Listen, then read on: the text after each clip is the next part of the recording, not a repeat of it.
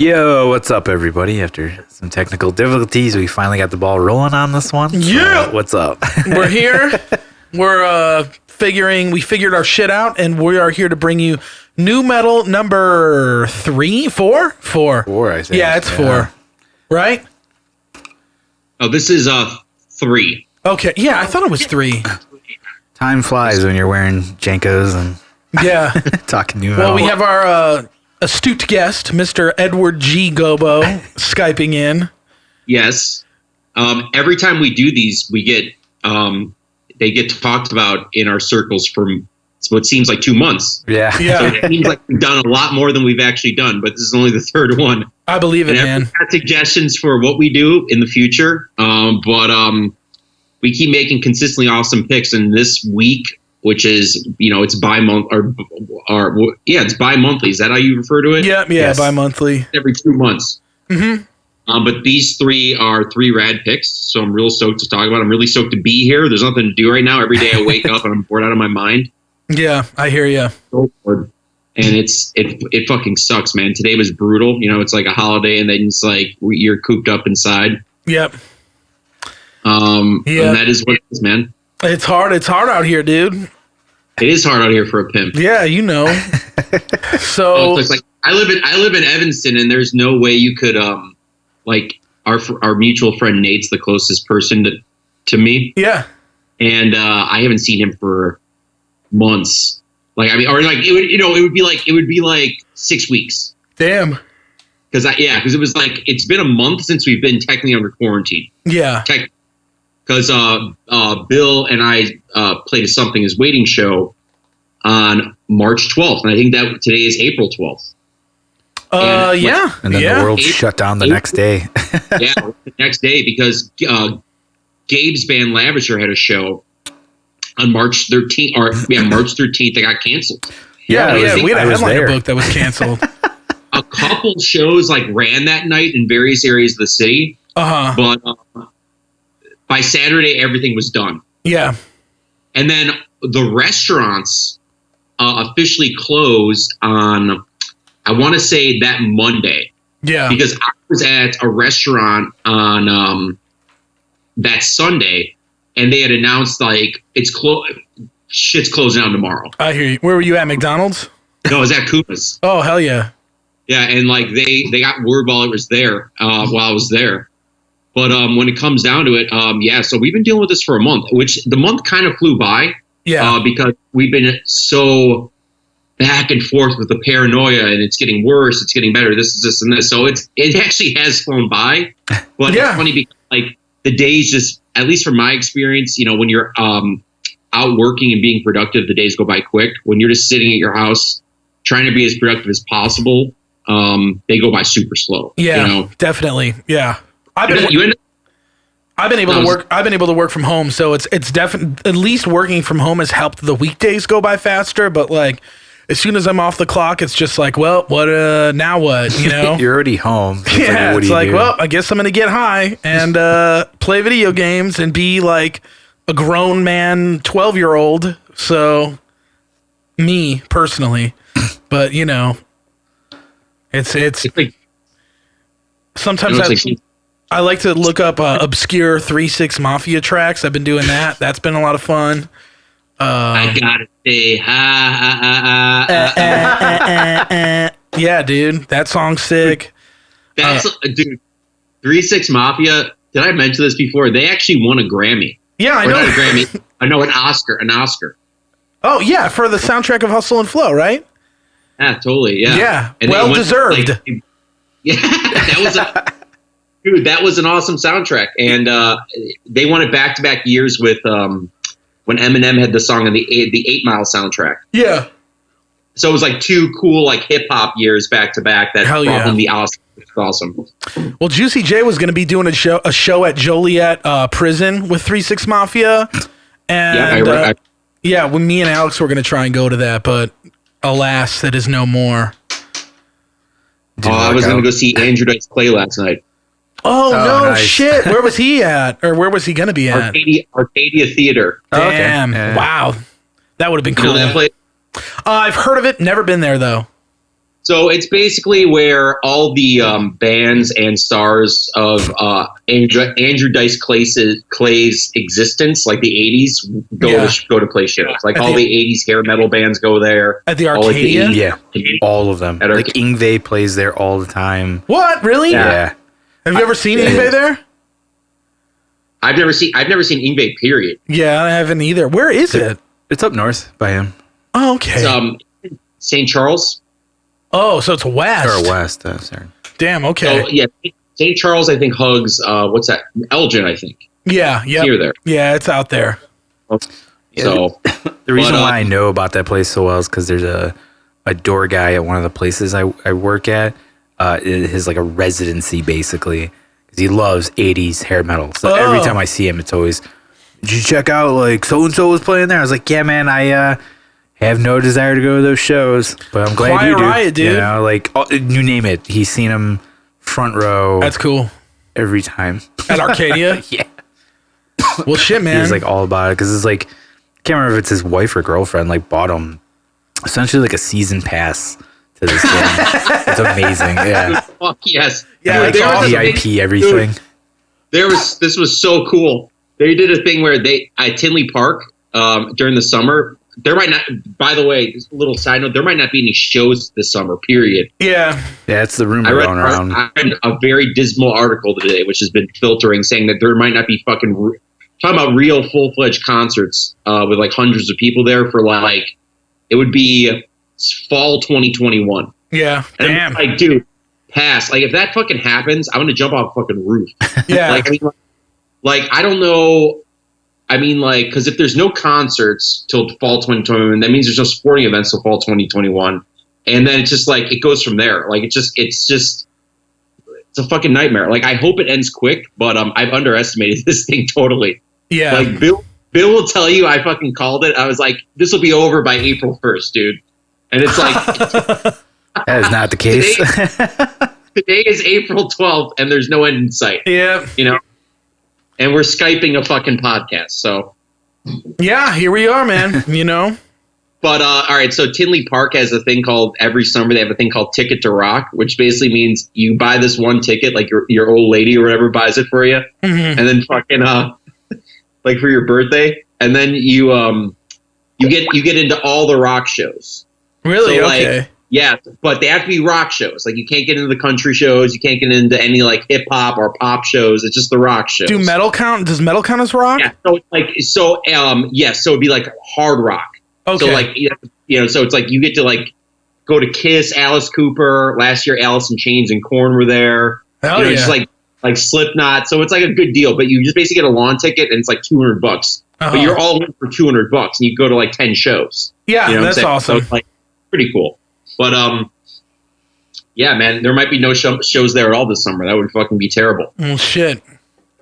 We gotta fucking threaten the world with a mass suicide unless they continue with the shows. Then I think it's just like, it's almost like, I wonder what our existence is going to be with shows. Because I understand big concerts where, like, I don't know how Rage Against the Machine is going to be able to do a concert this year. I really don't. And they had a whole reunion tour planned. Mm-hmm. But when it comes down to it, like, I could see a show going down at, like, Livewire, you know? Yeah. A Rage Against the Machine show at Livewire? No, a show in general. Like, a show.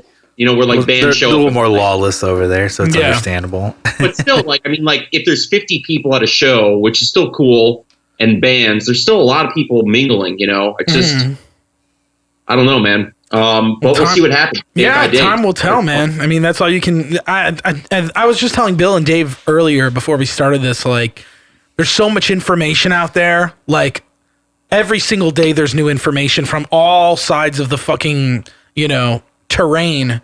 And I just don't know what to believe. I don't know what the fuck is going to... I don't think anybody really knows what's going to happen. You know, we could guesstimate so much, but all you really can do is take it day by day. Yeah.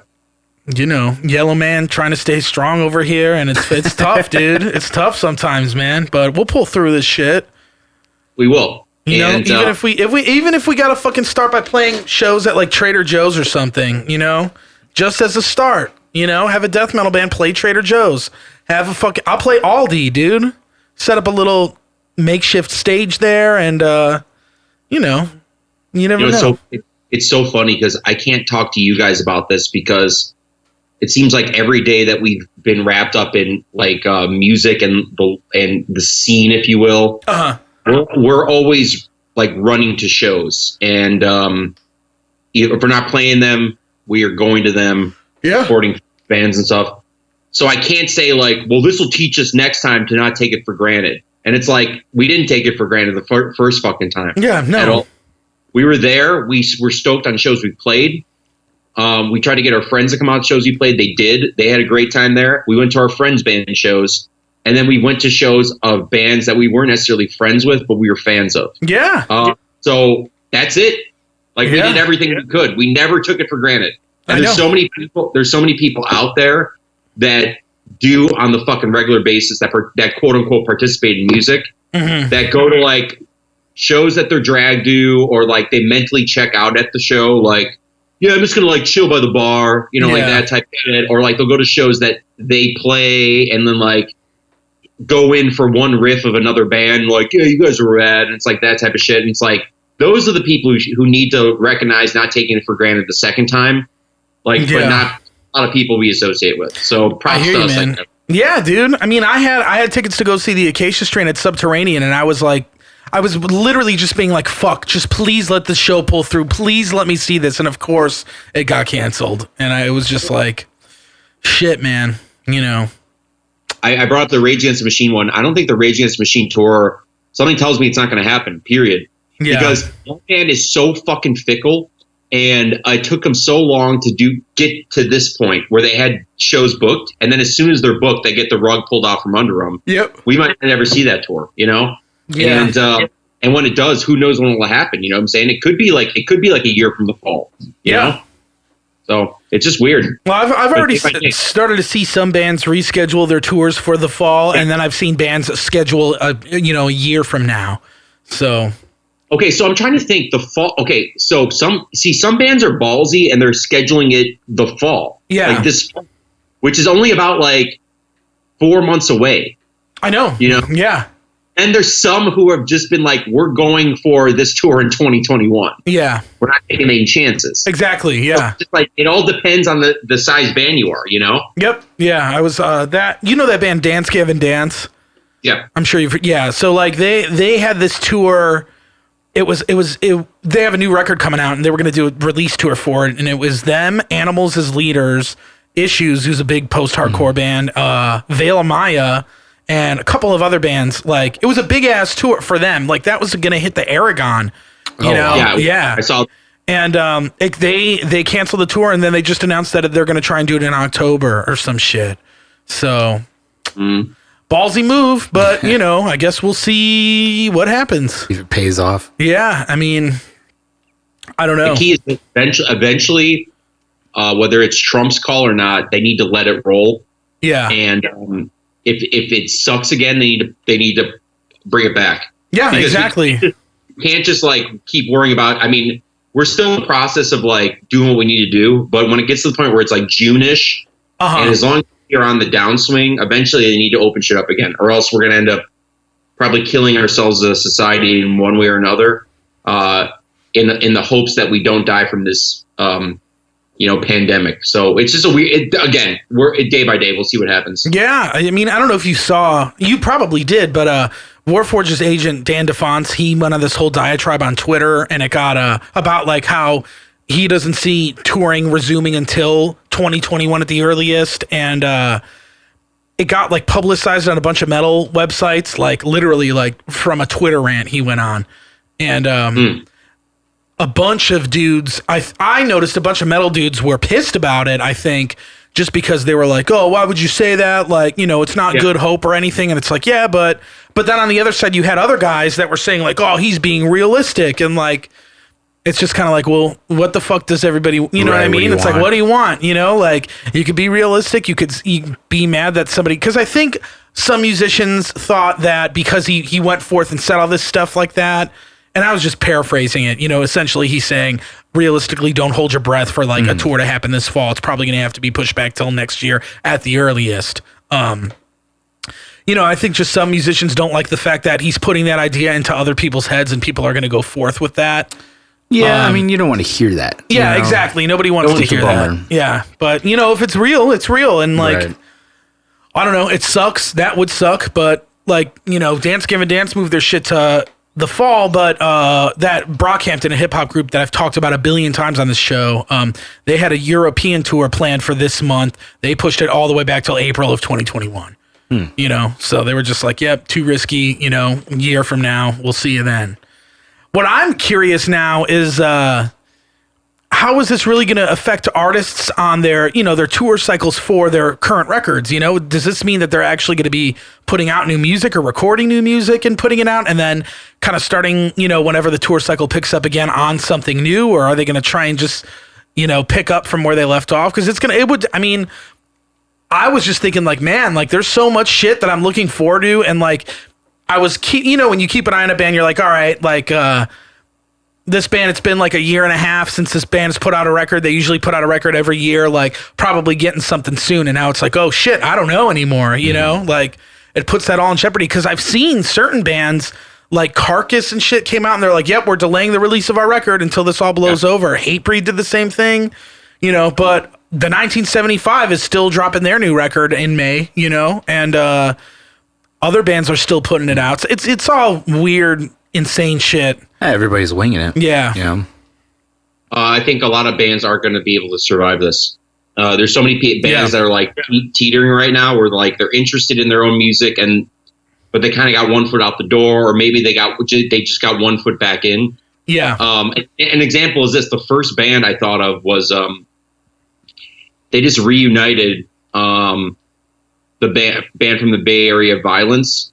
Oh, yeah. Okay. All right. So, like, that band, and this will segue nice into our first segment, which is Mushroomhead. It's Phil Demmel in Violence, right? That's his band. Yeah, but the drummer is Dave McClain from Mushroomhead. Oh, okay. Who just left Mushroomhead. The bald guy. Yes. And he's a great drummer. And again, it'll segue nicely into this record we're about to talk about because he drums on it. But those dudes left Mushroomhead to do Violence again. Now, Violence is, I have like a real love-hate thing with bands that, an example is this, like when I was a kid growing up, I really wanted to see, like from the age of 14 on, I wanted to see a couple of bands from like that were like thrash bands get back together for sure and do it. And one of them was like, was Testament. Okay. One of it was Exodus, and like pretty much around the same time, both bands came back with like comeback records. Yeah. And after those comeback records came out, they never stopped. Mm-hmm. And then that opened floodgates for all this like particularly thrash, sort of like death metal revival type deal, where it's like, or just aggressive metal from basically the 80s and 90s that we hadn't heard from in like 20 years. Yeah. Right. So like Death Angel comes back, or like this band or this band, this. And I think it was just like, it was overkill, no pun intended, because they came back as well. Yeah. But when it comes down to it, what happened was I ended up doing a thing where I started like Sacred Reich came back, and I was like, do we really need those dudes back? And like, what happens is they end up just eating away at bands' money. Of like newer bands' money, where it's like if there's a newer band like Toxic Holocaust, which is like doing like a thrash revival sort of thing, technically they should be getting all those fans and that fan base and that money, as opposed to splitting it with Sacred Reich, who's been away for 20 plus years. You know what I'm saying? Yeah. And they never, like, that band's really fucking cool, but they never were like a band like Testament or Exodus. Sure. They were like monstrous deals. Okay. Yeah. So I'm just saying, like, these bands that had 1 foot in, 1 foot out, I think it's going to be this whole thing. COVID-19 is going to be the death blow for some of them, because they're not gonna have a second comeback in them. You know, like, and one of them is, and getting back to Violence, we were in a case where Bill and I played Reggie's on March 12th. Violence was scheduled to play, like, I want to say like a week ago at Reggie's. Yeah, I remember the show or the announcement. It was a fly out from Oakland. And I'm sure if they allowed shows in Chicago, they would have still done it. You know what I'm saying? But at the same time, like, where does violence go from there? You know what I'm saying? Like, if they don't get it rolling again sometime soon, like with shows, like, it's just going to be like, it becomes passe, and it becomes like, well, what the fuck's, like, we're going to have another resurgence and that whole thing. I'm just saying, like, it's going to be the death blow for those bands. And then obviously any of the bands that, you know, those bands that, like, I mean, we associate with a lot of them probably, but they're hanging on by a thread to begin with, where it's like, yeah, like, we go to the practice space like once every 2 months, and like someone kind of has a riff, and it's like that whole thing. This could be the death blow for those bands as well, because you know, once you really start breaking momentum, it's hard to like just start again. Yeah, you know what I'm saying? When it's like you were forced to take 4 months off. Yeah, you know, so it's just an interesting. We'll see what happens, you know, but bands will still exist, you know, and it goes from there, you know. Yeah, definitely. It definitely goes from there. It's rough, but, you know, I guess we could just, I guess it's just all, you know, let's see what happens. I mean, I guess it would suck if a band like Violence didn't want to do a second comeback. Would I be super upset about it? Probably not, but like, that's just me. I mean, maybe people who really love that band will be, but, you know, I that is a good point, though, because I wouldn't be surprised if a band like that was like, yeah, we tried it and it didn't work and we're not going to try again, you know? Like, I get that. It's logical, you know, and it's just, I don't know. It's all interesting to me hearing all these different approaches that all these different bands are taking. Like, you know, people are like, oh, this is going to affect our record sales, so we're not going to put it out. It's like, what, dude? You're a fucking metal band. Right. Like, what? Like, it's so funny to me. And I don't know. But I get it, you know, older guys, like, I'm sure a band like Hatebreed wants to make money off their record and they don't want to take any chances. So they want to release it. But at the same time, it's just like, fuck, if this goes on for another year and your record gets delayed a year, you know, like, how do you feel about that? Then you're putting out a record that might not be as relevant to your band anymore. And I don't know. It's all kinds of shit. Not to mention, if there's ever a time where people are able to listen to music, it's now. Like, I mean, they have nothing going on. There's no excuse for them not to listen to music. People are looking for content. People are looking for new shit all the time. So that's why I'm like, yeah, drop it now. Might as well. Yeah. I like what we're doing tonight because we've already established it, but there are people like fucking shitting out content left and right these days that is total fucking nonsense. I know, and like, I get it, but like now it's like people are just flooding the internet with shit. Yeah. And maybe I'm the sucker because I'm the one who ends up watching it. So like, it is, yeah. You know, they got another view from me, but. That's true. Anyway, you did attempt to watch the one stream I tried and it didn't work out. So and like, for the best. Bill, not only did I try to watch it with Bill with my huge ass mustache that I keep fucking playing with, but like I was waiting for it to start. I was just like, I'm in my bedroom, like I'm just waiting for Bill. Like it's just like I can't wait for shit. So like that's been what I've been doing, which is just like when I get focused on something, I'm just like, oh, this is popping up like at 6 o'clock. Like, cool, I can't wait for it. And then like I'll be like, oh, I've never watched an episode of Modern Family willingly in my life, but the last episode is premiering at fucking 7 p.m. on Tuesday night. I better watch it because I had nothing else going on. So it just sucks, you know. It's just weird. Yeah, it is weird. It's a total dynamic shift, and I'm starting to wonder, like, not to keep meandering from getting into these records, but like, you know, if people get so conditioned to just staying inside and watching everything, like, what is life going to be like if this takes a year to kind of readjust? Are people going to be comfortable? Are people going to be chomping at the bit to go out as much, or are they going to find like more security in just staying inside all the time? You know, it's like people kind of did that now before the whole thing. You know, it was so convenient before. Everything you wanted is in your house, or it can be brought to you. So yeah, Vincent Bennett on Twitter, the singer from the Acacia Strain, he tweeted like, if you were one of those motherfuckers that posted memes about canceling your plans with your friends to like sit at home and watch Netflix, like, I hope you're getting fucked right now. Your dream has come true. Now you can do it indefinitely. It's so funny, and it's funny because like it's seeing people getting stir crazy about it too. They're just like complaining. It's like, dude, fuck you. Like, it's not that bad. It's really not that bad. Yeah, I mean, you know? I've been taking, you know, I'll go on a little hike. Like, hiking trails are still open. I'll go do that. I'll go on a drive. Like, you know, we've been jamming. Right. And it's just weird to see people just get stir crazy about it. It's like, come on, man. Like, Everything you It's love wild. is in your house. I mean, exactly how many times do you cancel plans to go out just to stay in your house and do the things you're doing now? It's like, there you go. Yeah, I bet you weren't wishing you were saying that 3 months ago, but eventually people get comfortable and never leave. Yeah, so now I just wonder, is this going to be like a new thing? Is it going to be hard for people to be like, next well, I don't want to go generation's gonna outside? look like a bunch of Morlocks, and it's going to work out. Yeah. White-haired albino. Yeah, weird-ass mole children, dude. Hate the light, All right, let's get into this shit. Get to it.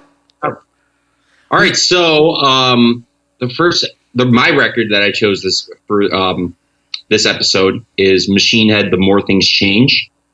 That record is a record that came out in 1997. It was released by Roadrunner Records. It was the second record Machine ever released. The first one is, and this kind of is the reason why I picked this record, is Machine Head's debut record is a heavy metal classic, or at least it's known as a heavy metal classic, called Burn My Eyes. Mm-hmm.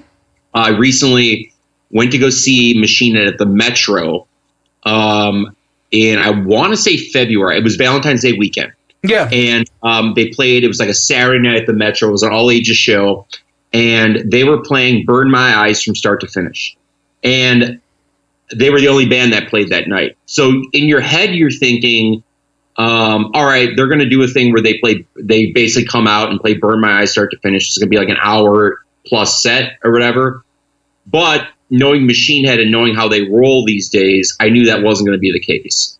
They blindsided a lot of fans with something that I personally cannot handle at this point in my life from a band like Machine Head, which is they played a full set of all songs spanning their entire career, in mostly their newer shit, which I just can't really get behind. Yeah, it's pretty bad. However you want to look at it, I think they have newer fans that like really dig this shit. But the 6.5 minute epic song, if it's not on fucking Injustice for All or whatever, I can't really get into it at this point in my life.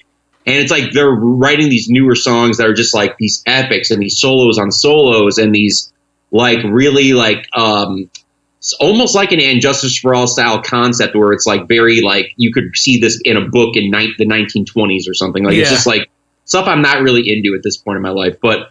They basically did a thing where they came out and did a whole set of that, went off stage and came back and did Burn My Eyes start to finish, which is like another hour and 10 minutes on top of that. Wow. See, I would figure they would do it the other way around, like do the full album first. No, because everybody would leave. Yeah. Everyone would leave. So basically what happened was this. Since I'm a fucking genius, I go to the Metro. I sit in the bar next door, G-Man, and I start drinking in an empty bar by myself while the show's going on. Mm-hmm. And I'm timing it out what I think is perfectly to when the first set's going to end, there's going to be an intermission, and then the second set's going to begin, which is what I want to see. Yeah. And I basically, I timed it out pretty fucking perfect. I came into the last song of the first set. Okay. And they said, we're taking a break or whatever, we're going to come back and do Burn My Eyes. I'm like, this is great. Cool. Unbelievably packed. It was one of those shows where I couldn't fucking move. It was sold out, right?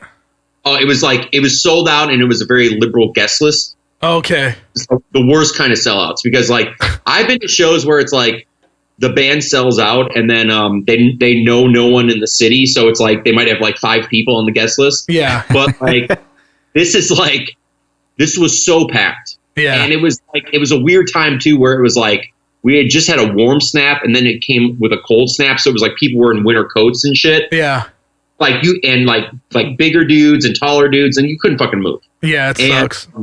It was just like I ended up right next to for the majority of the show, Grant, who runs Bucket of Blood Records. Which is cool. We were all there when I think for Nate's whatever you call that vinyl thing. Yeah. I wasn't there. I was at work, but I remember it going down. Right? Yeah, I was there. Yeah, I remember it was at Bucket of Blood. That dude rules, and that record store rules. Yeah. So like, I talked to him for a while or whatever, but I basically just couldn't move the whole time. But they killed it. It was very, very fun. But it made me think of this record a lot because Burn My Eyes was the record that came out on Roadrunner in 1994, and that was a pivotal time for like what would be like considered like groove metal. Okay, yeah. And there were two records in particular around that time that came out that were like monstrous successes, which was like fucking Pantera. Well, it was like Pantera came out with Vulgar Display of Power in 92. And then not too far after that, around 94-ish, was, why am I drawing? Far Beyond Driven. And then Sepultura's record, Chaos AD, came out. Yeah. And I think Chaos AD is also a Roadrunner record, but it's probably the best record or one of them that Roadrunner ever put out. Yeah, it is a Roadrunner album. It is, yeah. And it's like that, Demanufacture. Actually, I want to say Chaos AD wasn't initially a Roadrunner record. It was like re-released through them, and then that facilitated the deal for what became Roots. Okay. What I'm driving at is it's so weird because Sepultura was a big success in the United States, but I think people, it was hard for them to like really, really take over the U.S. because they weren't a U.S. band. They're from Brazil. Yeah. And that's where a band like Machine Head really kind of came in. Because Machine Head was kind of doing the same thing that Sepultura was doing, and they were talking about the same stuff Sepultura was talking about, but kind of in the United States West Coast spin. If you listen to the first record, Burn My Eyes, it's basically like they were like street prophets, you know, where it was like they were talking about like it all in like the Bay Area, California, like police presence, crime, racism, like government impeding on their lives, like shit like that, which was basically what Sepultura was talking about. Yeah. But you were able to understand it more if you were a kid from the U.S. Case in point, I believe up until the first time or the first Slipknot record, that Machine Head record, Burn My Eyes, was like the best-selling record that ever came out on Roadrunner. Wow. It sold like 500,000 copies, and they didn't know that Slipknot was around the corner with the first record, and then Nickelback's record that blew up too would ended up smashing that. But Burn My Eyes was unbelievably successful. And then you have The More Things Change, was the record I brought up for this week, which wasn't as successful, but I'd argue is just as badass as Burn My Eyes. Okay. The songs are great, and they're not as over the top with the length and that Burn My Eyes has. So what I'm driving at is this record's special because when you listen to Burn My Eyes, you're saying this is an absolute metal classic. But this is almost like it's like Redheaded Stepsister for whatever reason. And it's just good. And those that know. And it's like when it comes down to it, I saw that Machine Head set list afterwards, the one they played for obviously they played all of Burn My Eyes start to finish. And they basically played, I believe, one song, maybe two off this record, More Things Change, on that live set that included 32 songs. So they really don't push the record much to begin with. Yeah. And it's kind of a shame because it's really, really pretty classic record. It was engineered by Colin Richardson, who we talked about last time, who did the Fear Factory record Demanufacture. He also did the first one, Burn My Eyes. It was the first. It was a record that is from that era. I think the one that sounds the best. It sounds incredible. It's insane how good it sounds. I know, and I can't believe like the mix and master is so good on that record for being from that time period. Yeah, it's nuts. Like, that record would blow me away sonically if it came out now. I'm just like, maybe I'd request it be like a smidge louder, but it's pretty fucking loud to begin with. Yeah. And the separation is insane. And it's probably what I would consider if you're a Machine Head fan, it's the like golden era lineup, which consists of Rob Flynn, obviously, on vocals, Logan Mader, who returned to the band just now and did that anniversary tour with them. Yeah, so that was two different lineups, right? Like they had the Burn My Eyes, like he played the Burn My Eyes set, but and the drummers switch too. And I'm pretty sure Vogue from Decapitated was doing the first set. That's crazy. Which is insane. Yeah. Yeah, so I went to that show and I immediately saw Shane Merrill. Oh, hell yeah. And I did a thing where we were talking about it as I'm walking in. And I said, yeah, I didn't want to see the first part of their set. And he goes, yeah, it was like kind of rad or whatever, but long. And I go, and then I said to him, yeah, Varg from Decapitated is playing drums. And he goes, yeah, it's Vogue, and he's playing guitar. Yeah, you noob. Yeah, so Shane knows what's up, dude. Varg. Dude, I can't Varg believe is the other guy. Varg is the guy who would burn the churches. from Burzum, yeah. Completely different Burzum. bands, Very completely different different. countries, yeah. Good old Vogue. Varg on drums, dude. But so I can't believe Vogue must have been getting paid big ass money because he hasn't been to America since Decapitated had that scandal and was arrested.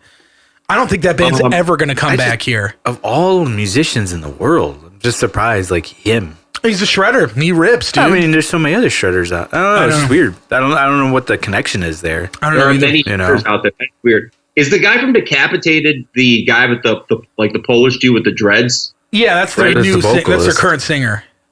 All right, cool. Yeah. It's all coming back to me now. Yeah. I saw tiny bass player. Decapitated. Dude, I saw Decapitated once at Cobra Lounge. I was DJing it, and like there were so many fucking Polacks there. It was Yeah, ridiculous. I know. Warforged played that show. Yeah, I was at yes! that. Yeah, it was awesome.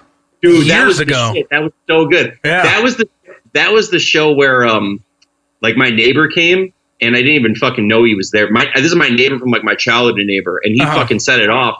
And then he was caught like pouring like liquor into his fucking drink, like one of the and then he fucking name dropped me. He's like, "Oh, it's cool. I know Gobo or whatever." They're like, even if you know Gobo, that isn't fucking cool. Oh, no. Did he get kicked I got out? fucking scolded for it. They're like, "Yeah, your buddy's going crazy." I go, "Fuck, dude, that's him. I can fucking say that shit up." That sucks. Yeah, so whatever. But so all right, so that show was rad, and like he killed it. The Decapitated dude shit, and what I was driving at was it was very Classic they lineup. never really do the all right. So as the lineup goes, Logan Mader is back in the band for this Burn My Eyes tour. He was on this record. This was the last record he did with the band before he went and joined Soulfly. Oh, he was in Soulfly? He was in Soulfly? What? Wow, that's even I didn't know that. That's funny. Just on their first record? Yes. So Logan was in this, and then Adam Deuce was the bassist, who was pretty much the bassist for all of Machine Head. He was through the record The Blackening. Yeah, he was around for a while. And then they had a dispute, and now he's actually like a real estate agent. He was the guy that filed the lawsuit, right? Yes. Yeah, right? I think he was on the record after. He was still stuck around until the record after The Blackening. Oh, really? Yeah, the Locust one. Yeah. Oh, okay. You know, it's funny because we talked about last time. It's getting to the point where Fear Factory, I know that was our subject last time. I don't think they could be a band anymore. Like legally, they can't be a band because like there's another lawsuit that just got started like last week with them. Yes. And now, shit. Yeah, like so more shit came out. Now Dino is starting another band. Like it's a whole really. Thing. He's looking for a vocalist. So like they are so legally fucked that like literally they can't even be a band anymore. That sucks. Even if they all want to do it, like they can't do it. Yeah. So it's just really fucked up. But yeah, so he sued Rob Flynn, and then the key to this record, The More Things Change, was it was the first record with drummer Dave McClain. And McClain in this record takes the place of Chris Contos, who is now back with Machine Head doing the More Things Change tour. I love Chris Contos as a drummer. He's not as he's just as flashy as Dave McClain, but McClain has something that Contos does, which is he almost has that praying mantis style of drumming, where it's like the best way I can describe it is like, you know, those drummers, you might be one of them, Jason, where it's like the snare is like right like between their thighs, almost touching their dicks. Really low, yeah. I don't do that, but I used to. And then the bass drums are totally like spread out like this. Mm-hmm. And that, and they just crush it like that. So it's just like they're all over the place like this. Yeah. And because of that, I think McLean is able to be a little more flashier. And he lets the beats breathe a lot more than Kantos did. So I love his addition to the band, and he became like a fucking pseudo drum hero over time with Machine Head. And that's why it's so baffling to me that he would leave Machine Head after becoming like the guy in it and become almost like a metal, like not a Vinnie Paul, but like something along those lines. Like not in the conversation with Vinnie Paul, because Machine Head isn't his Pantera, but it's still like, he claimed his place for sure in the metal community. Yeah, I'd agree. So like he kills it on this record. This record is the first, and I've seen a handful of them. I remember this distinctly. I my high school girlfriend like begged me to go to the Art Institute in Chicago one time. And I went. It wasn't bad, but one thing that I'll never forget is it was the first time out of about 5 times it's ever happened where I was at an art place and I saw the cover, whatever you want to call them, an art museum. I saw the cover of this record on the wall. Yeah. It's a piece of art. Okay. And they took that piece of art and they got the rights to it, or maybe they did or didn't. Yeah. Licensing, and they used that, but it's an actual art piece. Yeah, like a painting or a photo. Yeah. Or... I think it's like a photo. Yeah. And it's just like, and the actual copy is probably still at Art Institute of Chicago. That's which awesome. is pretty, yeah. So it was did cool. You totally school her? Were you like, yo? This is when I was 16 years old. So there was no camera phones. There was no camera, anything. So I didn't take a picture of it, but it's there. And I thought that was pretty rad. But as far as this record goes, it's just, Machine Head does a thing where they they have an influence which is starting to leak out in this record, which I fucking really have a lot of respect for, which is it's almost what would be gritty nu metal before nu metal. So It was just like, this is why it's a perfect thing to talk about it. Like, you could tell on this record that they are fans of like, not necessarily rap and hip hop music, but particularly like almost like the gangsta stuff that came out of the West Coast. Yeah, which makes sense. NWA, stuff like that. They actually, believe it or not, on the digipack for this record, they do a cover of Ice-T's song "Colors." I saw that. Yeah, I hadn't heard it, but I did see that there was a cover. I thought about that recently because as soon as this Burn My Eyes tour sort of came to a close, Rob Flynn went on some bullshit and he said that he's coming out with a solo record. And his solo record is going to include I think it's the majority of it, if not all of it, is covers. And a lot of them are hit rap songs. And I'm not talking about like hip hop. I'm not talking about like throwback to like Sugar Hill Gang and shit. I'm talking about like fucking 90s gangster rap. Yeah. Like, he does a Snoop Dogg cover for sure. I saw that, and I think an NWA one. Oh God! Yeah, and then, like, wow, what would that sound like? And then I thought about it for 2 seconds. I'm like, wait, Machine Head in '97 did a cover of Ice-T's "Colors." I'm pretty sure it's going to sound similar to that. Yeah, and the song sounds like, I don't know what it sounds. It sounds like Machine Head kind of doing it, but Rob Flynn kind of rapping over it in a gangster rap style. Yeah, dude. He's Jamie Josta on his podcast says a joke where he calls out metal singers like especially Rob Flynn. He's like at the top of the list, but he's always like, he calls out these metal guys that put rap parts in their songs and he calls them their favorite rappers. So he's like, he made a shirt that had a picture of Rob Flynn on it and it said Rob Flynn is my favorite rapper. That's awesome. That is really funny. And the thing is this, which is I have a lot of respect for Machine Head for doing that, because at that time, man, like if you're going to 97, we really didn't get our first taste of nu metal for it to be like mass, like, oh, we kind of did with Korn and everything. Mm-hmm. So I'm pretty sure that new Rob Flynn solo record is going to come out sounding like this Colors cover that they did. It was kind of a thing that this record kind of sounds like what bands like Biohazard were doing around that time. Yeah. Except Biohazard, no offense to them, kind of the strength of Biohazard was kind of like their look and their like aesthetic and their ideas where it's like we're hardcore kids, we're from this area, like of New York or whatever. Machine Head that had that, but they also had the ability to write really good songs. And I think that they were pretty strong players. It was always based on, it's funny that band is one of the bands that, and this I think never happens. And like Slayer's a good example. Yeah. Slayer did a thing where they got to like their peak in like probably the late 80s as far as skill wise goes. And then they kind of just always floated around that. Yeah. But one thing about Machine Head is like they've always kind of gone like this. And like their last record, even like I listened to it and I'm just like, this isn't my thing at all. But they are shredding up a storm. Yeah. And it's just like, and they're doing hard parts vocally with guitar playing. It's almost like the bar for me has always been Mustaine. Like Mustaine is like playing very technical shit and singing very hard parts that aren't that don't coincide with the riff. Yeah. And that's hard. Or like another one would be Chuck from Death. Like it's just like those two guys. But like when Rob Flynn kind of entered that strata, it's a shame that I stopped liking Machine Head because it was never the case back in the day. It was always like him kind of just hiding behind the basic chuggy riffs, kind of like this record.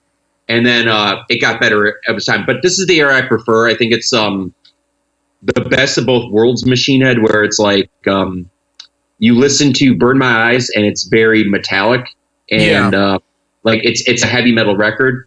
And then you listen to the record after this one, which is The Burning Red, and you then have The Burning Red's a new metal record, basically. Yeah. It's produced by Ross Robinson. It has legit rap parts on it. And it's it's very meat and potatoes with the riff. They're not doing anything technical. That album has the first appearance of guitarist Aru Lester, who went on to be in Il Nino after Machine Head. Okay. So like you know where they're going with it. And so this was like a best of both worlds bridge. And this is always going to be my favorite Machine Head record. The track I picked was Blistering, which is, if anyone knows it, if anyone's a Machine Head fan, they know this song. They never play it live. I don't think I've ever been able to find a live video of them playing it ever. Wow. And it's not only that they blacklist a lot of the songs on this record, but when it comes down to it, that song is a killer hook. And it's got the killer, very aggressive vocals mixed with a melody type deal, which Machine Head just thrives on. It starts off with a dentist drill. That's like the sound clip. I think that's pretty rad. Yeah. The one thing I hate about this record, and it's the only thing I hate, is you'll hear Rob Flynn, and it'll be the only time he does this on any record. He does the same scream over and over again throughout the whole record. Yeah. And it's just him going, it's like, it was the engineer basically doing this, where he was like, wow, we really dialed you in on that scream or whatever. Like, I have the perfect effect for it. So just do it in every song. And it's just like, it's just him going, wow. Yeah. Usually breakdowns it happens in almost every song. So it's just like, that's the only thing that sucks because it lacks originality when that happens. But when it comes down to it, I get it. Because when especially a dude recording vocals hits that great, like, room sound or whatever, and they find something that works perfectly, they're like, go, do it. You know, it's like that sort of thing. Yeah. So that turns me off. Besides that, the songs are great. I think lengthwise, it's like a 10-song record, which is perfect. I think it's actually against the grain from what was coming out around that time, which was like 12 to 15-song records. Yeah, it is 10 songs. It's a 10-songer, yeah. Yeah. And just a really good record for the time, man. And it was just like, I can't think of any, and this is another thing I was thinking about when we were picking this shit. I can't think of any records that came out like around 97 that like crushed like this did. I think Great Southern Trendkill might have come out. Yeah, it did come out in 97. Yeah. But coincidentally, what happened was as soon as this happened, they went on this Machine Head during this era went on tour with Pantera for like 2 years. Yeah, isn't that when Phil called them an N-word band? at some point. Yeah, Yeah, right. yeah. And what happened was this, which is I think this is what happened, which is and I will always back Phil Anselmo as like a musician and a frontman who fucking rules. I hope he's past his colloquial racist fucking rants, but when you saw, if you're a Machine Head fan, you saw something around this time that probably started to rub you, not necessarily the wrong way, but you could see that they were changing, which was Machine Head started off as a band that, they kind of had like the Sepultura-ish vibe where it was like the cut-off shorts and like the baggier shit, but it was always metal. Yeah. And then they had like long hair, or like Rob Flynn like rocked a septum piercing. And then you get to the More Things Change era, and you see that they kind of start out like that, but then Rob Flynn starts rocking like cornrows and like oversized like Raiders starter jackets and shit. Hell yeah. And like that's rad as fuck. Yeah. But like your battle lines were getting drawn in '97 with heavy metal. So it was just like you're either on the true side of it or you're on the fucking poser side. Yeah. And we don't want any. The best comparison I can give is we don't want any fucking chocolate in our peanut butter. The bottom line is like everyone likes hip hop. Yeah. And I'm a person who like I listened to some like Lil Wayne last week. Oh yeah. And I'm like, this is rad as fuck. But I consider myself a person who hates hip hop compared to the average hip hop fan. I just don't I don't pursue it. Like whenever it comes across my plate, great. I like some traditional stuff. But back then it was like you could only like one style of music, and the crossover was very, very like touch and go. Yeah. Where it was like Slayer could be cool to like wear like put like a Dead Kennedy sticker on their fucking guitar, but like don't sound too much like Dead Kennedy. Sound like fucking Slick. Yeah. You know what I'm saying? And that was kind of like what Machine Head was doing, which is like they were kind of dabbling too much in the hip hop thing. Yeah. And I think when you come across a band like Pantera, which was like drawing, like they drawed lines themselves, like they were like eventually calling out Metallica for sounding too mainstream. Metallica was the first heavy metal band in the United States, period, basically. Yeah. So when it comes down to it, it's just like they wanted nothing but heavy metal, and it was like anything that wasn't that, it was like fuck you. You know what I'm saying? Like it's cool. So they were doing it, man. I mean, when you look at Pantera's trajectory, it was like every record was heavier than the next. Yeah, and like they're from Texas. Those dudes, they had a fucking agenda, which was basically just like be the heavy metal band. And I think Machine Head never did that. They just wanted to be a band that was like a heavy band, but they were cool with bending shit. And then also, it really hurt my feelings when Rob Flynn and Phil got in that rivalry over the racist rant. Because basically how I took it was Phil was 100% wrong, and I think Rob should have not thrown gasoline on that fire necessarily. Where it was like he had like almost like a terrorist video in a hotel room. I remember. It's like he's Oprah or some shit, dude. It was so whack. Like I thought it was pretty whack as well. Yeah. And then also Phil, I heard Phil on a podcast like a month after that, and Phil said something which was like true. He's like, dude, he goes like in so many words, and I'm paraphrasing, he goes, we took that band on tour like a lot. Which means something because it's like we're Pantera. We don't need to take anyone we don't want to on tour. Yeah. You know what I'm saying? And put them in front of a house full of 10,000 really like receptive metal fans. You know what I'm saying? And they don't have to do that shit, but they did. And he goes, I remember Rob Flynn like all those nights on the side of the stage fucking studying the way I fucking act. Yeah. And taking bits and pieces from my act and then fucking going with it. Meaning like because Phil acts a certain way, and then he kind of wrote the fucking book. You know, like he was the dude that initially comes up with the cut off fucking shorts and like, or like the fucking sleeveless shirt, or like the, just everything. Like, I mean, it's just like he was a fucking dude that made his own mold when guys like Hetfield and Mustaine or whatever were still wearing the tight Levi's and stuff. Yeah. Like Anselmo came and did his own thing, and then everyone ripped off Anselmo and ran with it. So like it would piss me off if years later, after I helped out Machine Head, the first chance you get to throw me under the fucking bus, it's like you do it. You know what I'm saying? Yep. But then Rob's stance is compelling, which is Phil apparently approached him, whatever year it was, whenever it was, and ripped on Machine Head and called their band an N-word band.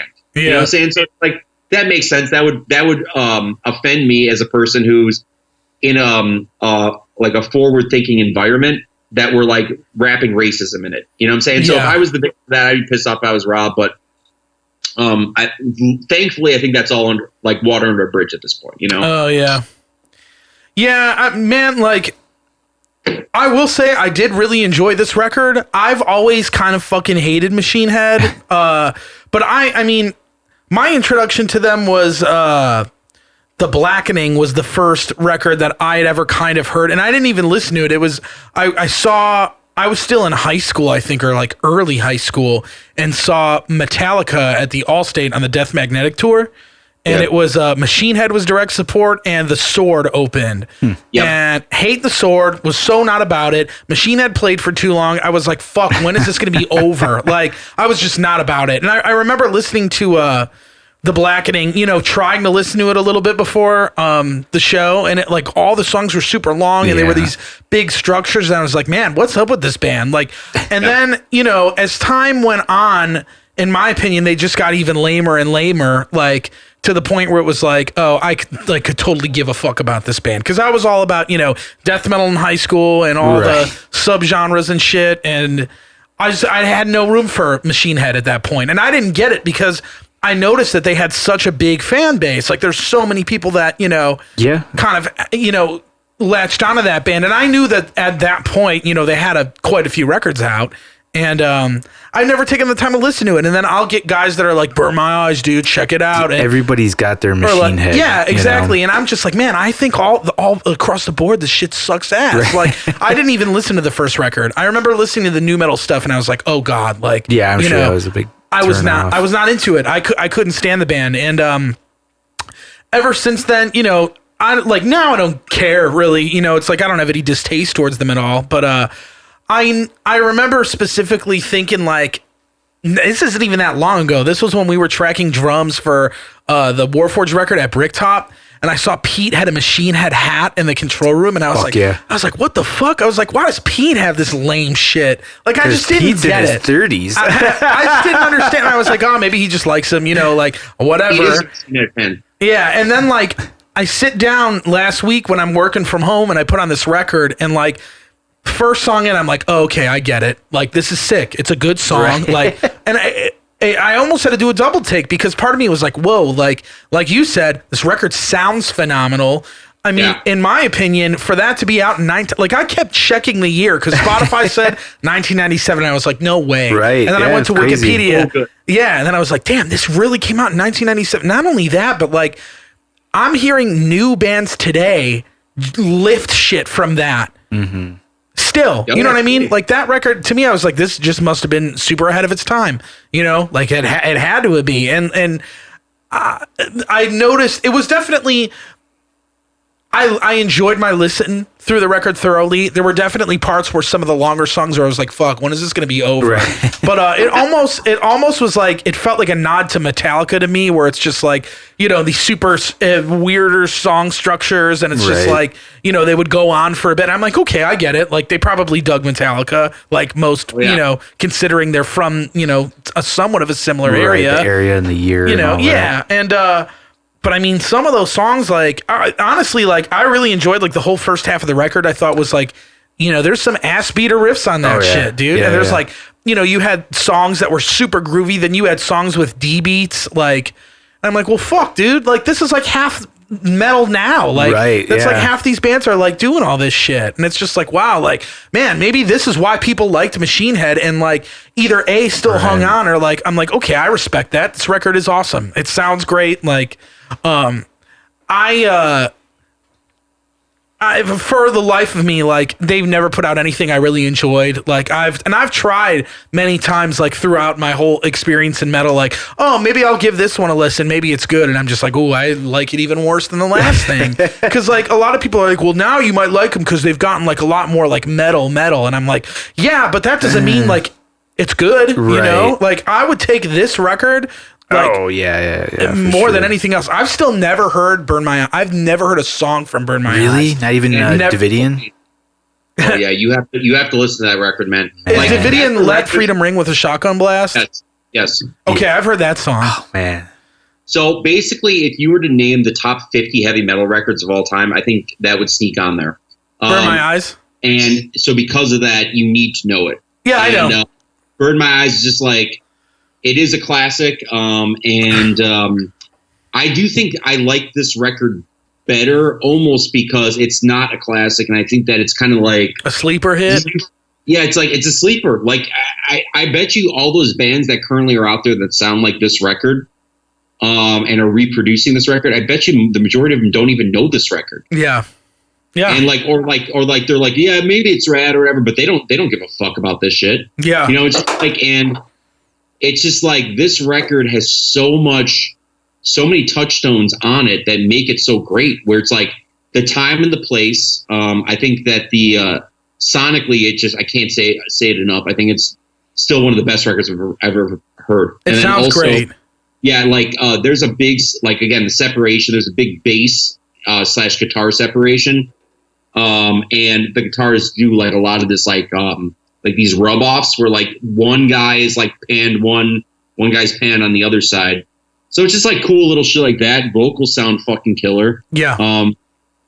And the drums are so, I wonder if they executed the drums with recording with a click track because they're really fucking in time, but at the same time the paces are all over the place. So I don't know. It's just interesting. But like, I don't know if we'll ever be able to find that out because I don't know if footage exists to them recording this, recording this back in 1996 or whatever it was, you know? Mm-hmm. So it's just interesting, you know, but it's a great record. Yeah, it was killer. I definitely enjoyed it. They will never, which is the real shame, they will never do like what Burn My Eyes got, which is like the anniversary tour for this record. Yeah. And it's that sucks because it deserves it. It's their in my opinion, it's either their best record. It's my favorite record of theirs, or it's their second best record. Okay. And they pretty much always, Machine Head's been a band that it started at the top and then just keeps going downhill for me. Now it's like, it's at the lowest point and it will get lower.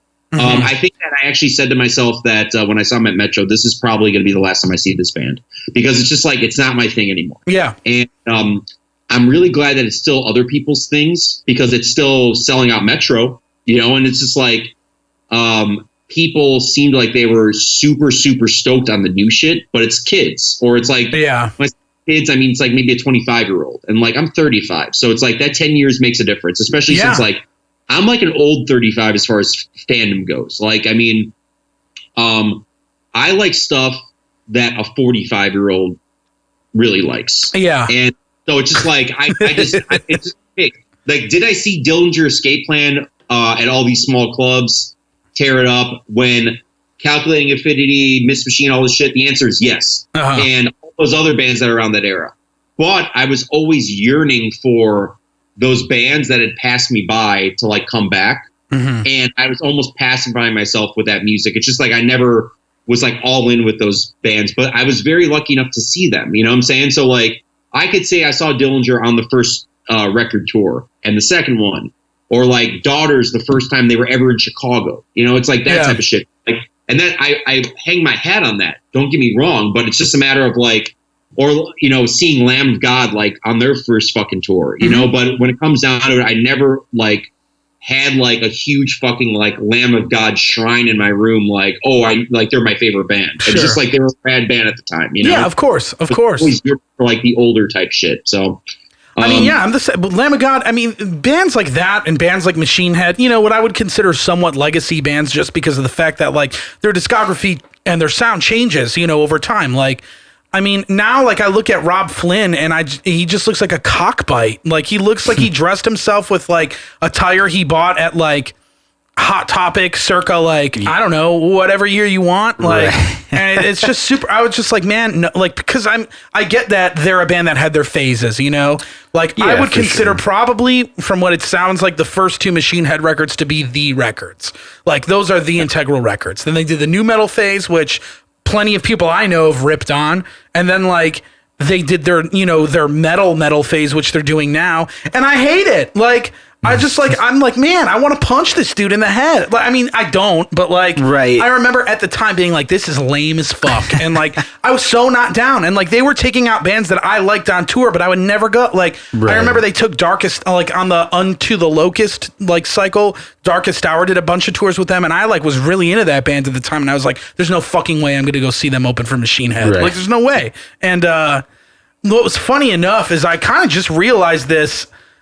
And I guess he's been in the band for a while, but their current bass player, Machine Head's current bass player, I don't know the guy's name, but he's got like long... Jared is, I forget his last name, Jared McSomething. Yeah, so Jared, I used to fucking love his old band. There was a band called Sanctity he was in.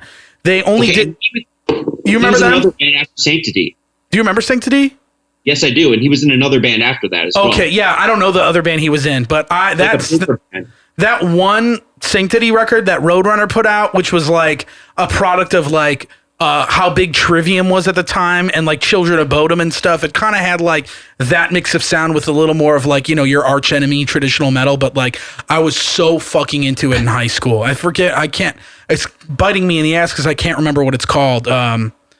But it's so fucking sick. I mean, now it's probably not that sick if you've never heard it before, but like I still listen to that record sometimes and I'm just like, man, this was cool. And I think they only did it. What was that? We all have our bands like that where it was like they had that one record and that one shot and like we got it. We as people got it, but like it just never caught on. Exactly. And that was definitive to that. Most of the times you have to blame the band because they probably couldn't hold it together, or they chose not to tour as much, or they made the wrong merch, or whatever. They didn't reproduce live or produce live. The only tour I remember them doing was they did one of the Gigant tours, one of the early Gigant tours. I didn't even go. I didn't even know the band at the time, and then they just kind of dissolved. But if you're looking for something weird and cheesy, there's something. I recommend it. But I think he's in Machine Head now. I think he's going to be in that band for a long time. I think so too. I just think that's his gig now. It's like, and I get it. Like, good for him. You know, he looks kind of like a fucking like eye roll when he's up there because he's like shirtless dude. Like he hits the gym a lot, so he's like chiseled. Yeah, like chest hair, like huge bass. Like it's just kind of like he looks like a cockbite. Yeah, exactly. But like he doesn't do Machine Head any favors for me right now. Yeah. The reason I went to go see them was it was a nostalgia kick for me, and I made it all about the nostalgia kick. I didn't care about seeing the first part of their set at all. Yeah. But it was rad. But and I remember reaching out to a bunch of people, and they reached out to me like day of, and they're like, "You going to Machine Head? You going to Machine Head?" I'm like, "Yeah." Like I told you I was fucking going, and then everyone's just like, "Oh, okay, crazy." And I'm just like, "Well, are you going?" And they're like, "Well, I think it's sold out." It's just like, weren't you planning on this for like 3 months? You know what I'm saying? Yeah. I'm like, I thought we were all going to this. You know what I'm saying? So long story short is I really didn't see many people there because they all got like locked out last minute because it sold out. Yeah. But when it comes down to it, it was worth it. And the tickets were very expensive too. I think it was like, if you bought them online with service fees, it was like $50. Ooh, that sounds about right. Yeah. I mean, I guess it is, but like, right now, I'm looking at Rob Flynn. How much money did he take home per ticket? Like at 30, well, 30 times 1,000. Yeah, made 30 grand that night. You know what I'm saying? God damn. Yeah. Have you heard Logan Mader's current band? They're called Once Human. Yeah, I think they're actually kind of sick. I'm kind of a fan. I'm a fan of Logan Mader. He was in, I want to say he was in another band called Amen. You remember that band? I don't. All right. So he was in that. He was in Soulfly, did the first record. And that was around the time when I heard an interview with Max when he was talking about the first Soul record. And he's like, Logan was on that first tip of like when people started discovering meth. Like, I mean, meth's been around forever. But like, he was like, like meth really got cool around like a certain time, like Breaking Bad. You remember that? Yeah. So Logan was a first generation sort of meth head. Out of his time, yeah. In like the mid 90s, and then Max is like the dude would never sleep. Like he's like the dude would just stay up like for days, and then finally they're like, you need to fucking chill the fuck out, dude. And he's like, yeah, I should probably be out of this band. I need to go to like rehab or some shit. Well, now he's like, he produces and he's married to like a film producer. He's married to somebody in Hollywood. Yeah. It looks like he's doing well. He actually, he almost ended up producing the second Periphery record or mixing it or mastering it or something like that. But yeah, that's I don't think they went with him. But yeah, like I actually like Once Human. They're more of like a death metal type band and they got some really cool riffs. And I was kind of shocked to see that dude's lineage and be like, oh, he was in Machine Head and Soulfly? Like, what? But, I mean, you could kind of hear it because, like, the Once Human stuff is pretty groovy and, like, a little bit like, oh, this could borderline, like, some shit I really don't like. But it's like, I do it's okay, enjoy it. It's just enough that it doesn't bother you. But, yeah, it's interesting. I give this record, to sum it up, I give it a pretty much a 9 or a 10 out of 10. I think it's a great record. It was really I was definitely caught off guard. I really liked it. I actually, I definitely, It is a pretty enjoyable record. Yeah. It's funny because like my era of Machine Head is the new metal era. That's when I like discovered them. And so then, the Burning Red. Yeah, the Burning Red. Is that their only new metal record? No, the follow-up 2 was also pretty new metal. Yeah, Supercharger. Okay. And like, that's a funny one because I remember at the time I liked it because it was a moment where I was like, I need more new metal in my life. And I was like, this is more of it, And then like looking back, I'm like, yeah, that album's bad. It's Supercharger? Rough. Yeah, okay. It is rough. It's very like, it's like, you're like, fuck, that's new metal, Like, did they still have that guitar player from El Nino on that? Yeah, Aru Luster. Yeah, on that. That was the last record he did with the band, and then they had sort of a renaissance, and then they kicked all the non-metal elements out of the band. Okay. And he was like first on the fucking list. Oh, I'm sure he was, yeah. Then they came back with a live record, and then The Blackening. Is that with that was with Phil Demmel when he joined? Yeah, and Phil came and replaced Aru Luster, and it was like, it might have been mid-tour or something. Like, it was something weird. And then they're like, wow, you fucking shred, dude. And, Phil was on that wave of, he had that style that was like almost like the Lamb of God, Shadows Fall style, right when those bands were killing it. Yeah. So like you add that element into Machine Head, and there you go. There's a rebirth right there. Yeah, yeah. That is a cool strategy. And it's weird that Phil Demmel was from like the 80s. Like he was just a current fucking beast of a guitarist. Yeah. So, but we're all talking up these guys that are now out of the band, and we don't know what the future Machine Head holds. But yeah, man, if Vogue ends up in Machine Head, I will definitely listen to that record. But I kind of hate the last couple Decapitated records just because they've gone more of this like rocking route. Like it's still death metal-y. There's some death metal songs, but there's like choruses now and like.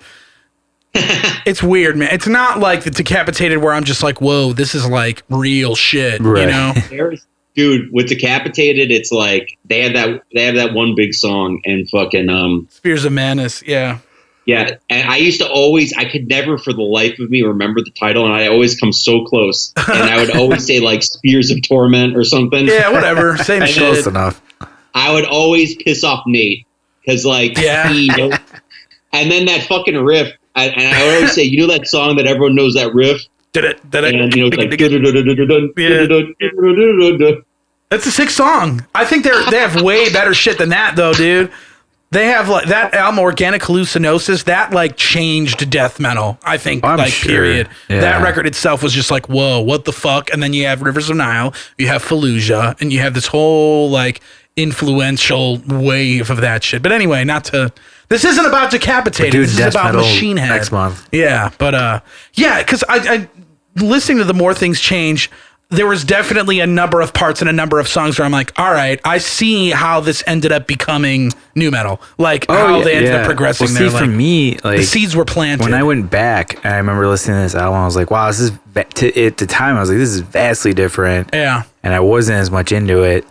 And so like as the years went on, did you catch on with the Burning Red? Is that one like you got okay? That's when I jumped on, and then I just remember being like, man, this is too different from that. Like it's not new metal enough.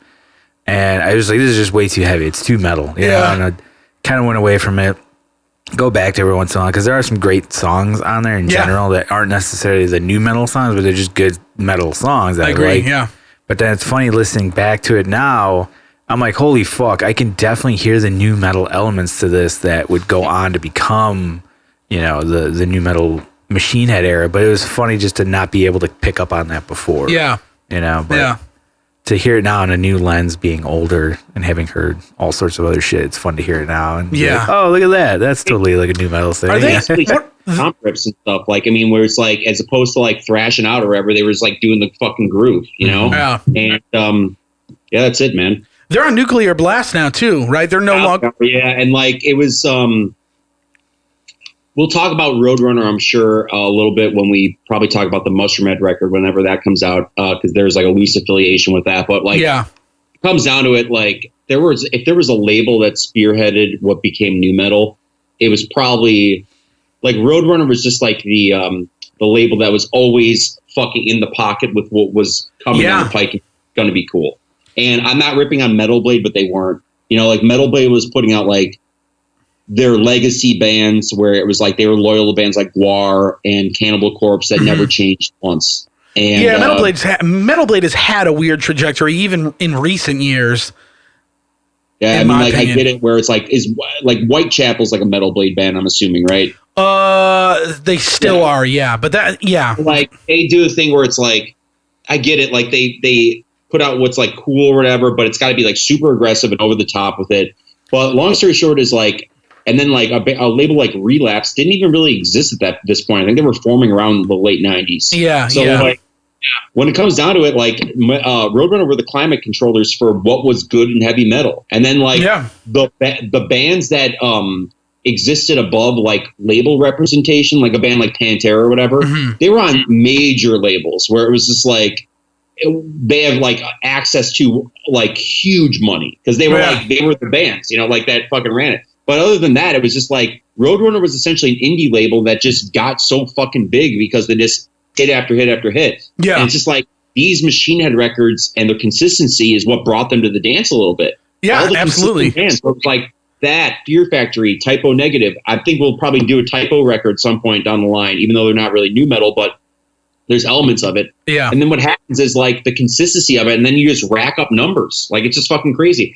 And then that's what's sad about this record, which is like this record, I think I looked at the stats, sold like just under 200,000 copies. Probably like 150. Okay. And Bird My Eyes sold 400. Yeah. And that's a big deal. It's a huge drop. You know what I'm saying? Yeah. So, but it comes down to it. Maybe people were buying less records. Maybe there was less bands or more bands coming out with records at the time. You know, it just doesn't. The possibilities are endless. Why? Yeah, man. I was 6 years old when this record came out, or 5. Right.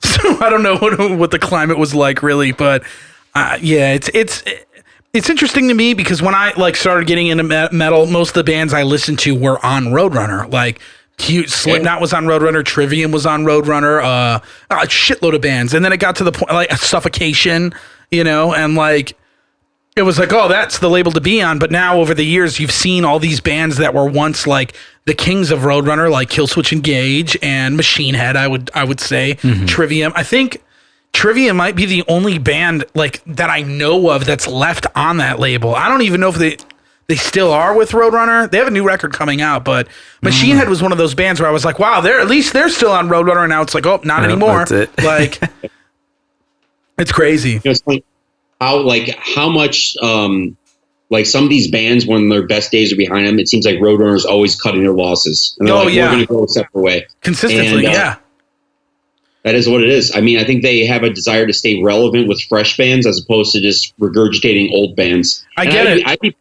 be pissed too if I was Roadrunner and I heard the last Machine Head record. I'd be like, I don't want to release this, you know, but like I'm being listened to a band. So that Killswitch record that dropped last year, it was their first record not on Roadrunner. They're on Metal Blade now. Oh, really? Yep.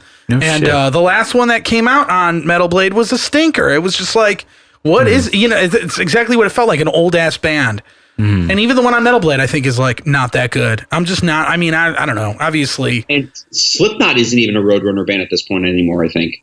I think Are they Slipknot's not? just like a band that like kind of has their own label and just does like their own. I could have sworn that last one came out on Road. That last record came out. It might have came out in like Roadrunner Europe, because like the distribution is just out of control with the European shit. You need like a good label or whatever. Yeah, look it up. I'm gonna get my plug for my computer. So okay. I'll plug it. I'm looking it up right now. Pretty sure it is still on Roadrunner. We Are Not Your Kind. Yeah, Roadrunner, like worldwide. No shit. Yep. Well, damn. They stuck it out though. Yeah, well, they're still probably making. I'm curious as to money. what the roster looks like now. Roadrunner, yeah. Code Orange. Oh, that's right. Yeah, they're huge and on that label. So you got that. Yeah, but from the basement to the Grammys. You were at that, right? Yeah, the show in New York. Yeah. Fuck that band. Although I do like a couple of the singles from that new album. Do you? Yeah, there's So like Bill, I like how you say "fuck that band," but I like a few of their songs. Yeah. Yeah. I don't know. They just ever since that New York show, they just rubbed me the wrong way and I'm just what New York show? The last Dillinger show at New Year's when I went with like they did play that. Yeah, and like it was just weird. Like they just did a thing where it seems like here is this legendary band, Dillinger Escape Plan, calling it a fucking day. Like that's why we're all here. That's why any band is going to be opening and playing the show. And they kind of like took it and made it into their show as much as they could. And I just thought that was like really shitty. You know, like I was just like, what are you doing, man? Like, can you just give the respect to Dillinger and like you can go on and do your fucking thing at the next show? Like, why are you doing this here? Like, I get you guys are this tough band that's got to be fuck you to everybody, but you didn't need to do that. You just sold me, dude. Like, if you're saying what I believe you, like, that would piss me off, too. But the bottom line is I probably wouldn't even be at that show to begin with. So it's like... That show was sick as fuck. It was cool to say I went all the way to New York just to see the last Dillinger show. So I have that under my belt. I don't have a lot of cool credits out here. That's one of the things I'm dreading, man, with like this current COVID crisis is like traveling for big shows, fests or whatever. Like I don't see how a fest could exist anymore for the time being. I had hopes and aspirations of maybe going to Psycho Las Vegas again this year. Oh yeah. That's in late August, and I actually thought about getting savvy and buying my plane ticket right now for it. Because the prices are really good, right? Yeah, so like I'm like, if it goes down, it's basically like a free plane ticket. You know, it's like it's so fucking cheap. How does that even work right now? Like I've seen a few people can fly. Like I don't know. They book it. Flights. I'm sorry, airlines usually book out like 4 months in advance. So I think you would just be able to like kind of buy a ticket for August. But I mean, even so, with this going on, how are they allowing people to fly anywhere? I'd be like, fuck no. Quarantine, motherfuckers, stay. Yeah. Like I could see in the first like month or so, but I've seen people fly recently and like I'm like, that's a little weird, but all right, you do you. Well, the other thing too is like people are still existing like out in the open doing regular shit, seemingly in more high volume numbers than before. Meaning like shopping is fucking crazy right now. Yeah. It's almost like the whole thing's been counterproductive because we're taking out certain things that we could do. You can't go to restaurants, concerts, this and this. So parks are getting over flooded that are still open. Yep. Grocery stores are insanely occupied at this point. Yep. And it goes from there. Like the few things, Home Depots are like insane right now. And it's just like, it kind of is, contradictory to what we're going for. But then again, we're doing a podcast right now. And it's, part of it's via Skype. So, so we're making it work. So you're up next, man. Powerman. Are we done with Mushroomhead?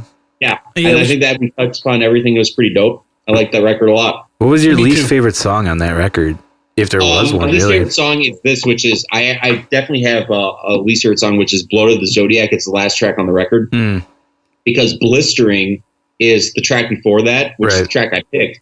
I think the record should have ended with "Blistering." I think it's a great closer. And I think Blood of the Zodiac is just overkill that doesn't need to exist. And I think maybe they got pressured into having a record that had to have double digits on it, and they didn't need to. So yeah, I would say either Spine or the Frontlines was my least favorite.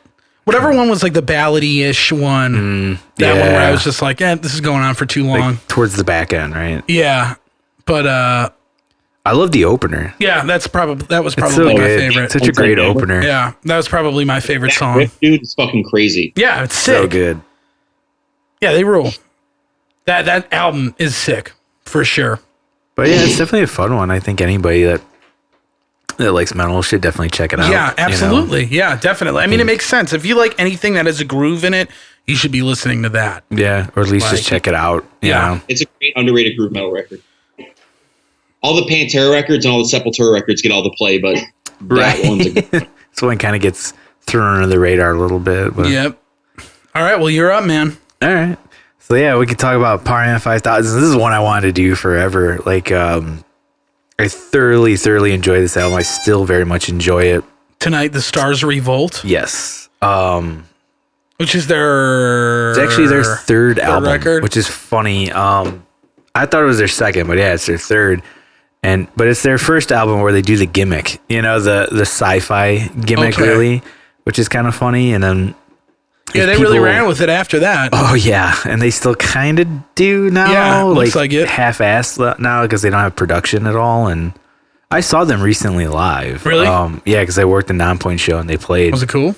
It was all right. Like, it's a bummer because like it's another band with like a back catalog of musicians. Oh, I think they have more guys than Mushroomhead.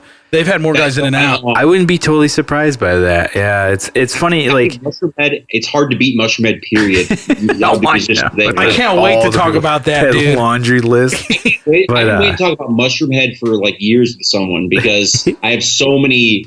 Whatever. We'll get to that in a second. Hell yeah. But sorry. I mean, by the way, I'm wearing a Powerman 5000. Yeah, that's fucking, and it's from the album, which is awesome. Fuck yeah. That is sick.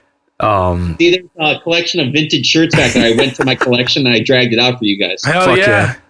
By the way, this is my bar, actually, is what I call it. I don't call it a den. Yeah, the bar. Oh, okay.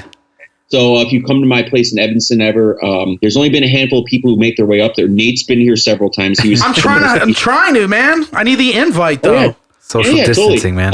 Once we're able to start hanging out again, once our government allows us, like, the okay to like start experimenting with that, come over.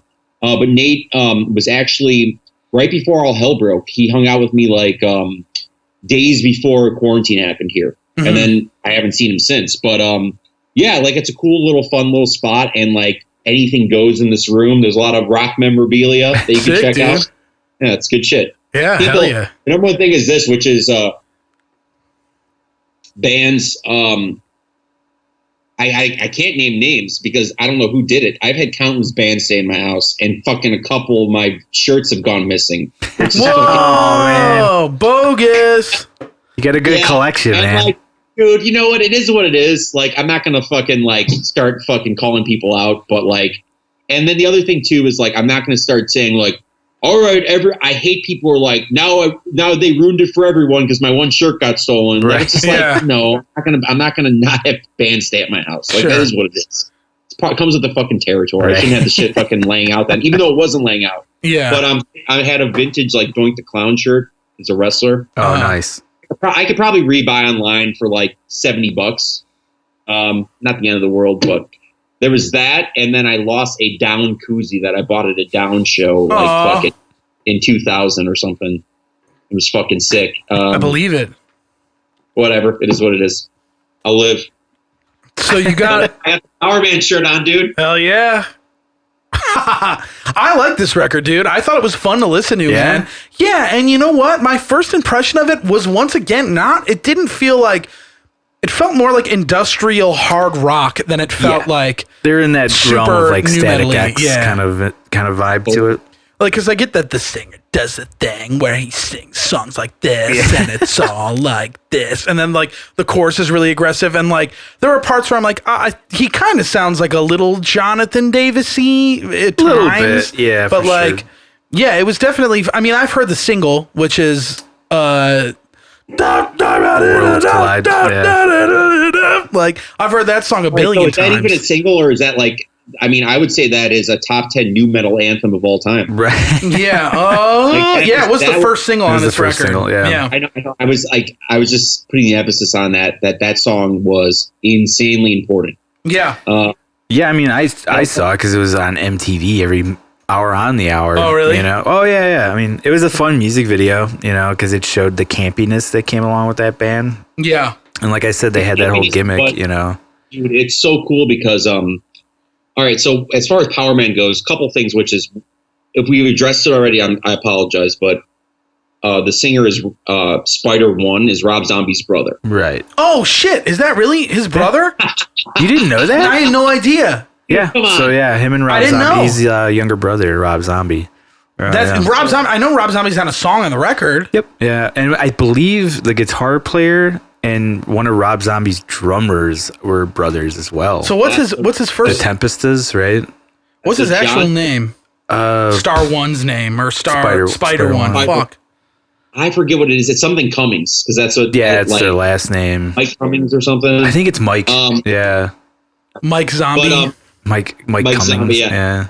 But the cool thing about that is the drummer of White Zombie, the main drummer of White Zombie, was John Tempesta. Yeah. He's now the drummer in The Cult, I believe. But great drummer. Wow. Yeah, and his little brother got in the band before this record was recorded, and his name's Mike Tempesta. So it was the two little brothers and a fucking the two White Zombie brothers. That's so funny.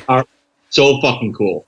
Which I think that kind of like didn't help them, kind of, you know, because it was known back then at least that like, oh, this is the younger brother of Rob Zombie doing a band, and I'm sure, and like, I mean, it's, you don't have to be a numbers guy to realize that Rob Zombie is vastly bigger than Powerman 5000 ever was, you know, and Rob Zombie is even bigger just culturally. There's similarities in their voices though, even. Oh yeah, and for like sure. some of the I feel like a lot of Powerman 5000 is like four on the floor, like dan, dan, dan, dan, dan, dan. Like a lot of songs had that feel on this record where I was like the first real song, which is before when Stars Collide.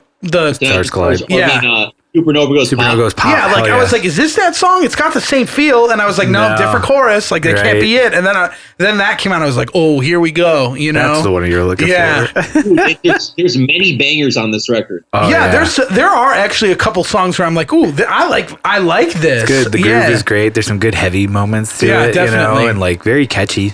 All in all. The campiness makes the cheesiness of it like more enjoyable for me. Yeah, exactly. Yeah. It's like, well, maybe they're self-aware. Oh, very much so. You know what I mean? Yeah, a little bit. I wonder what the genesis of that was, because if you go back and look at the previous records, they're pretty different, and like there's like he kind of does on this record too, where it's like almost like rapping once again, like you know, and it's more of that in the older stuff. It's not as industrial. It's different. Mm-hmm. But for some reason, and then they didn't have like the get-ups quite as much as they did now. Yeah. They definitely had like a West Coast look to them, you know, if that makes any sense.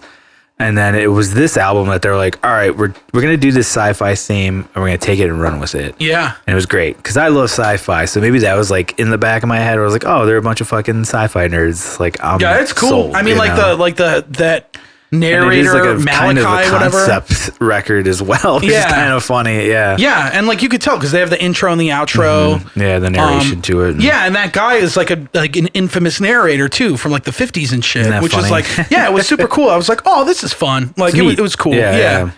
Remember two things, which is, you guys ever listen to that band? They were a 90s-ish band, I think maybe late 80s, called Man or Astro Man.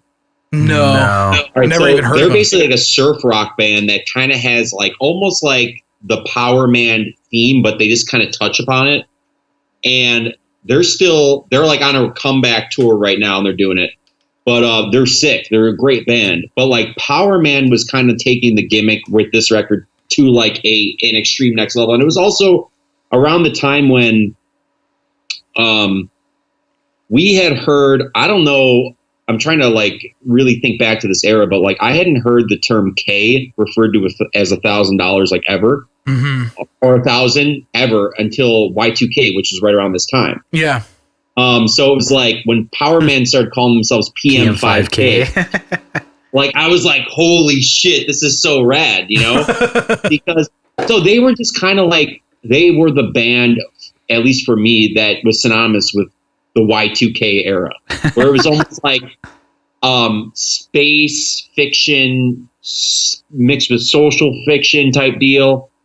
And this was sort of the soundtrack for it. I think it was awesome. I think that the cool thing about Powerman 5000 is, if I'm not mistaken, they were around since like 1992. Yeah, they've been around for a really long time. Yeah. So the whole nepotism thing with Rob Zombie wasn't really utilized because technically it should have like been able to like Rob Zombie and White Zombie were huge in 1992. Oh, absolutely. They should have been able to springboard off of that. But I think part of it had to have been the fact that he was just like, you know, like they go under different pseudonyms. So there was just like, there's got to be a disconnect. So he could do it himself, you know? But it's only a matter of time before people find out. It's so cool that Rob Zombie, his brother, came up with an equally as original sort of gimmick. Less successful because Rob Zombie's still doing it, where he's like he puts like Dracula fucking and Dracula things on his fucking stage, and it's awesome. If they would have, I bet you if Powerman made a couple different moves, they'd still be around doing it like they were doing it. Where it's like people want to see that fucking original-ish lineup, the Golden Age lineup, with the Golden Age gimmick. And they would be selling out fucking like House of Blueses. Yeah. You know? Yeah. I just think financially they just can't do it. Yeah. And I mean, it sucks because Rob Zombie, it seemed like every time he was about to go under from his financial productions, he made the right move. And then he'd be able to sustain it. And now it's like, now they're not going away. And case in point, I did a thing where I saw over the last summer, it was the co-headline tour where it was Manson and Zombie. And like fucking Rob Zombie headlined and Manson was direct support. And like I was at Tinley Park on like a Sunday. We rolled up to the parking lot and it was like no one was there. No one was in the parking lot. And then I was like, here we go. Like it's going to be one of those shows where it's like super thin. And then fucking everyone at the same time like showed up. And like when Rob Zombie went on, he like almost broke character. He's like, I'm just going to say fucking like this turnout is insane right now. He goes, we were expecting like half this. He's like, there's like 12,000 people here. We just got the fucking numbers. Everyone's like, holy shit. Because like that show should have like they fucking drew a shitload and it was just like packed as fuck. And it was great, you know? And it's for Manson and Rob Zombie doing like a co-headlining. You know, like if you're Kiss and you play Tinley Park, you're supposed to have 12,000 people there. You're supposed to have like fucking 15,000, you know, and you will. Yeah. But like not Rob Zombie and Manson. Like, you know, that's a different, you know, everything, you know, but they drew. It was awesome. So I was so stoked to see it, you know. But they would have, if Powerman would have stuck with the gimmick a little bit, they would have more loyal fans, and they still have fans enough to play wherever they play, Joliet or whatever when they come through. It was Belvedere when I saw them. Where was it? Belvedere. They can't be a city band anymore, which sucks. No, there's no way. Yeah, even if they do the Tonight the Stars Revolt like classic lineup reunion tour or whatever, still like I don't think they would do very well because even then I think they weren't the biggest of the new metal bands of that time, but the song was like a big hit for sure. But yeah, they were I saw that this record was released under DreamWorks Records. I didn't even know they had a record label, DreamWorks. But it seemed like every production company did. I mean, at least every big one, like Warner Brothers, Universal had Mushroomhead got signed to Universal. Yeah, like it's insane. Yeah, so that's cool that like a band. I mean, so that record came out in '99, and I mean, I don't know. It's just kind of sick to see that shit. Right. So, like, they're somehow linked to the same production studio that put out Shrek. Isn't that crazy? Yeah, it's so fucking... And Small Soldiers, too. Yeah. Great movie. Yeah. Small Soldiers was directed by Joe Dante, who is the guy who directed Gremlins 2. Oh, also a phenomenal movie. And also, he did another badass movie. remember that movie? It wasn't Badass, but remember that movie with Shia LaBeouf in like the early 2000s called Holes? Yeah, it was based off a book. I read the book when I was a kid. He did that. Joe Dante, I believe, just died recently. Yeah. Rest in peace, Joe.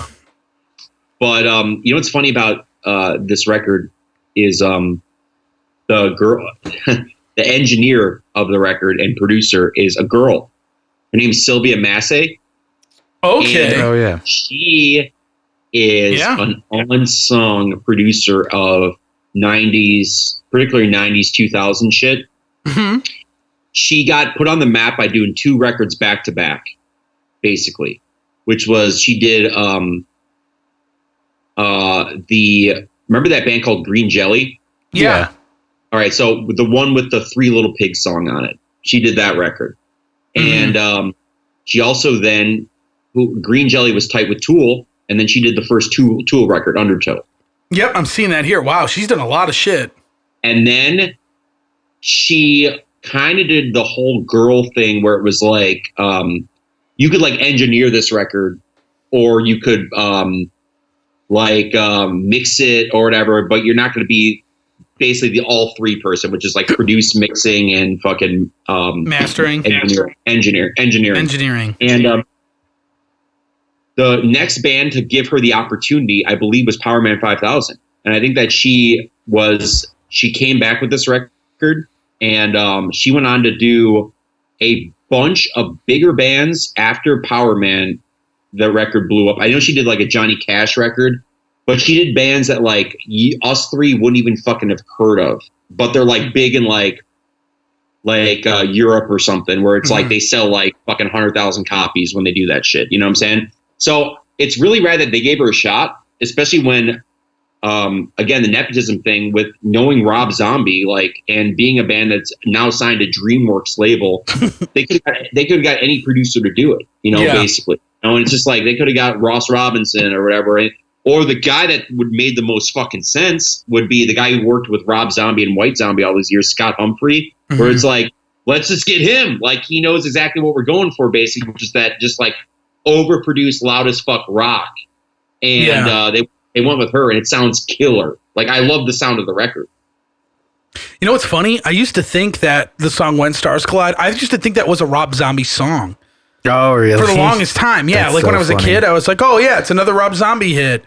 And then, like, now I'm an adult. When Worlds Collide. Yeah, When Worlds Collide. That's what I meant. Yeah, it's because he kind of sounds like him in the chorus, like very similar voice. And I was like, oh, yeah, it's Rob Zombie. And it's like similar in like not style, but tone, maybe. Like, I think the moment I realized it wasn't Rob Zombie was that song was on like an episode of Bam Margera's show on MTV, and they like credited as Powerman. I was like, oh, it wasn't Rob Zombie this whole time. But That's like, funny. I remember. I mean, I used to hear this song on Q101 all the time when my mom would drive me to school. Yeah. This and other Rob Zombie hits, and like, it's crazy that like it's wild that they're brothers. Like, I can't That's believe so funny it. you didn't know. I had no idea. Wow. I don't know. I've never listened to this band really before I listened to this record. No, I mean, I just thought maybe it would have come across your plate. Like, Yeah, no. Because everybody knows Rob Zombie, Yeah, like, I've never been a big Rob Zombie person or fan. Like, I've always that's been fair. like, But I mean, meh. like, he's one of those guys where you just, whether you're into him or not, you know Rob Zombie. Mr. Robert Zombert. Yeah. I think that I'm like the biggest Rob Zombie fan that you guys know. You are Easily, yeah. I'm a huge fan, and like, the reason I became such a fan of him is I call it stupid, but like, when you're at an impressionable age where it's like you're discovering yourself, and people tell you, like, I'm like, I could have said to someone like I was a huge White Zombie fan growing up, and I would always back them. Yeah. And then people would be like, man, that guy's so shitty at vocals, or that band like sucks, or they're such fucking overrated bullshit. The key is everyone always labeled Rob Zombie and White Zombie as bullshit because it's very primitive, bonehead, meat and potatoes. Lyrics are bullshit. And if people like, I mean, like, you are not selling this, Ed. when you're talking with a Megadeth fan, or like that's like, Mustaine's lyrics are like all about like, everything, big like, grand, yeah. It's that, like, I get it, but It's not dig through the ditches and burn through the witches and slam in the back of my. You can finish it. I'm good. I do like that song. So I do too. That's an awesome song. I like that album. So it's funny. I had like an ex-girlfriend like in the early 2000s. She did a thing where she wasn't a Rob Zombie fan at all, and she was going to see Alice Cooper. And Rob Zombie was doing like a whole tour where he opened up for Alice Cooper. So she and her friends went to go see them in like some weird, I want to say like a Rockford or something. Like they drove up. I did not go. I think I was working, but I've seen Rob Zombie and Alice Cooper a bunch. And she came home laughing her ass off, and she just goes, "What is the song where he talks about dead I'm the rat, dead I'm the cat?"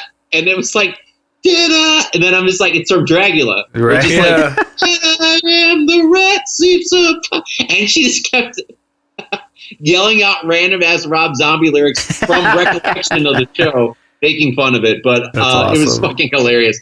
So a Rob Zombie non-fan is always going to find humor in it. Right. But once you pass it and you just like that, what I'm getting at is when you have conversations in impressionable ages with Megadeth fans and Dream Theater fans and all these people, and believe me, I love Megadeth. Dream Theater I was a fan of, but not so much. They will do everything they can to put down Rob and White Zombie, and that makes people either like them less or, in my case, like them more, because you want to just buck up and defend them. So during this impressionable age I had, I just spent so much time backing White and Rob Zombie that by the time the dust settled, I was like the biggest fan of his, because I was just like my guy, and I just spent years fucking backing him. And the funny thing is this, which is all those kids that tore him a new asshole throughout the course of when he was really fucking moving up in the ladders, like the first couple solo records and so on and so forth, they've all come around and become Rob Zombie fans. Yeah. Because he's still there doing it, and it's just like, and yeah, it's tongue in cheek and it's like over the top and whatever, but it's the same thing that some of my favorite, again, like an Alice Cooper. I love Alice Cooper. I love Kiss. Everyone rips on me so much for liking Kiss. And like, it's just like, fuck it. Like, I like that shit. I like that overblown rock music where it's like arena style, not really about sort of moving mountains with the song, but just rocking out. I love that shit. Yeah. I always loved Rob Zombie. And that's why it was so, once I found out, like, I always liked Powerman, but once I found out that it was Rob Zombie's brother and John Tempesta's brother in it, I was like, I'm sold. Like, this is fucking cool as shit. Mm-hmm. Like, I love it. And I was a big fan of it. Yeah. They have a huge discography, man. They have like a shitload of albums after this, Tons, and they never really stopped. Yeah, which is admirable for them. It's cool that they're still going and still doing it. Has that dude Spider One ever done like films or anything like Rob Zombie? So fun fact, he I don't know if it's still going, but he had a comic for a while. Oh, that's called cool. Death Valley, which eventually became a show on MTV called Death Valley. Yeah. Wow. And it was a great fucking show. It was awesome. What year are we talking? Early, or maybe like mid 2000s, late 2000s or something. And it was great. Brian Callahan was on the show. And the concept was it was a police precinct that they followed. And in this world, there are zombies, werewolves, all this stuff. Like, it's just common. It's a thing that goes on. And as police officers, that they have to still enforce the law. And so, which is great. And wow. Brian Callen was like the captain. That's insane. Katie Lotz like got her start on there, and then now is on Legends of Tomorrow and stuff like that. What was that one other girl? I'm trying to remember. She was like the daughter in Lost, like Natasha Romana or something like that. I can't remember. She had the twin brother. What was that? Stupid Brian Callahan. Lost. Yeah, Lost. Great, but. Yeah, it's pretty funny. So that was like short lived. As far as I know, that was the only thing he did as far as anything outside of music. Yeah. I'm sure there might be something else, but it was one season. Yeah. It was one really great season. It was a bummer because it ends on a cliffhanger, and it's like, fuck, we're never gonna know. Shit. So one of these days, Netflix will pick it up. Nah, it's too late. If it gets enough fandom, but yeah, it's crazy, man. I really liked the song after that song. What was that? Shit. Nobody's real. Yeah. Oh, hell yeah. That song's really cool. I believe that was another single, wasn't it? Another hit. Yeah. They had, it was just like the record gets like pretty consistent when it's track 5 on, and it's cool, but like it's stockpiled and it's front ended. Yeah, it's definitely front loaded. I noticed that too. I don't know, man. I do enjoy that Blast cover. Off to Nowhere is good though with Rob Zombie on it. That's a good one. Yeah. The Good Times Roll, which is a cover. I love that. Featuring DJ Lethal. Is that what it says? He's on it. Funny. Yeah. I don't know. I thoroughly enjoyed that. But my favorite song is Son of X51. Like that song is the shit. It's so good because it's got that heavy part where everything cuts out and it's just vocals and like. I listen to that as soon as I get done with this. It's so good. The guitars are so heavy in that song. I really liked "They Know Who You Are." I thought that song's cool. Like the vocal pattern, like that when he screams it in the chorus is really cool. Yeah. Like polyrhythm shit, where I'm like, oh, that's cool, kind of. Look at him do stuff. Yeah. They did a thing where they their follow up, which is Pseudo Urban Legend or whatever, went nowhere. And it was called Anyone for Doomsday. And it was supposed to be released like weeks before 9/11, like late August. And it got pushed back or something. And then long story short is like after that, it just with 9/11 killed momentum for anything. Kind of like how we were talking about how COVID-19 is killing momentum for a lot of shit right now. But like 9/11, the same thing, especially if like your record had like a negative tinge to it. Where everyone was like, anyone for Doomsday, like we're not fucking about this right now. Right. And like we can't separate reality from fantasy anymore, which is very true back then. So ultimately, I think the event of 9/11 and their momentum break probably killed that band. I think that another thing too is, and we'll get into this time when we talk about Mushroomhead. These are late tier nu metal bands. Where Korn had already been active for many years. Limp Bizkit had been doing it for a couple records. These were bands that were getting in the last crack in the door, and it was about to be shut. And like whether it's Slipknot who snuck in, they were like last year, they snuck in and made it work. But a lot of bands couldn't make it work at that point. And even the good, like this is a prime example. Like Powerman was a great band. It's just that. They just didn't have a lot of life behind them where it could have existed. If they came out like, and the irony is this, which is they did come out fucking early. They came out in like 96 with their first record or whatever it was, just that it didn't get the mainstream success and they didn't get on the right tours. So they weren't lumped in with that first nu metal wave, Yeah, it makes sense. I see, it looks like that album did end up coming out in August. Oh, really? Yeah, at least according to Wikipedia. And that was on DreamWorks too, as well as the record after that was also on. And then it was just on. I think they're on Pavement now, or they were. They might be a Pavement band. I wouldn't be surprised that's in Tim's wheelhouse of bands. Yeah, but I don't know. That is kind of interesting. I guess I never put two into, well, I wouldn't because I don't know about this band, but now seeing that the record is called Anyone for Doomsday and it came out at the end of August. As far as musicianship goes, it's pretty good timing. Well, yeah, that sounds horrible, but it was definitely an entertaining listen for me where I was just like, this is cool. It's fun. Like, it was a lot of fun. I love this album so much that I actually own the guitar tablature from it because I like it so much. Yeah, there's a lot of Bill Fay riffs on this thing, dude. Definitely. Yeah, so many Bill parts. For sure. Yeah, which is funny. And it's an album that I still listen to. Like I never really stopped listening to this particular album. It's always somewhere in my list. Do you like any of their other shit? I've never really checked it out, to be honest, because like Eddie said, they kind of came in at the tail end of the nu metal era. And by the time that second album came, I think I had already been like, I guess I'm going to move on from nu metal and because everybody else did. Everybody else was like, nu metal's stupid. We're going on to the next thing. I was like, all right, I'm going to go with you guys. Like, fuck it.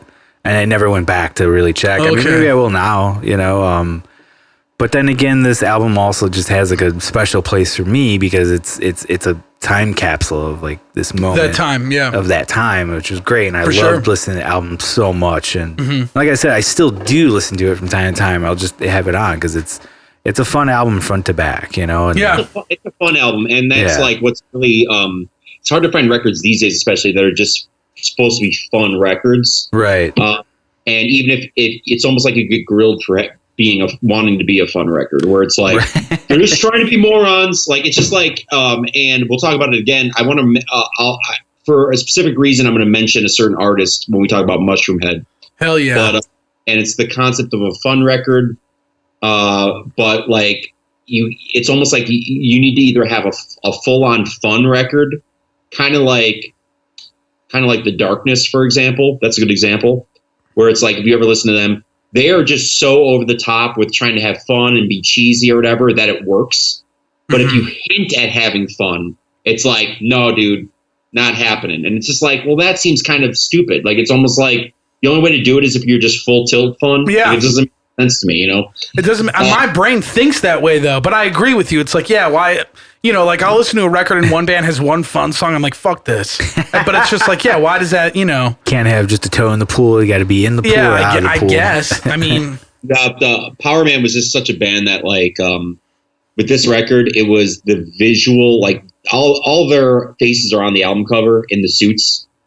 If you see it, like right here, it's like they're all there. Pretty fucking rad. Yeah, they look cool as fuck too.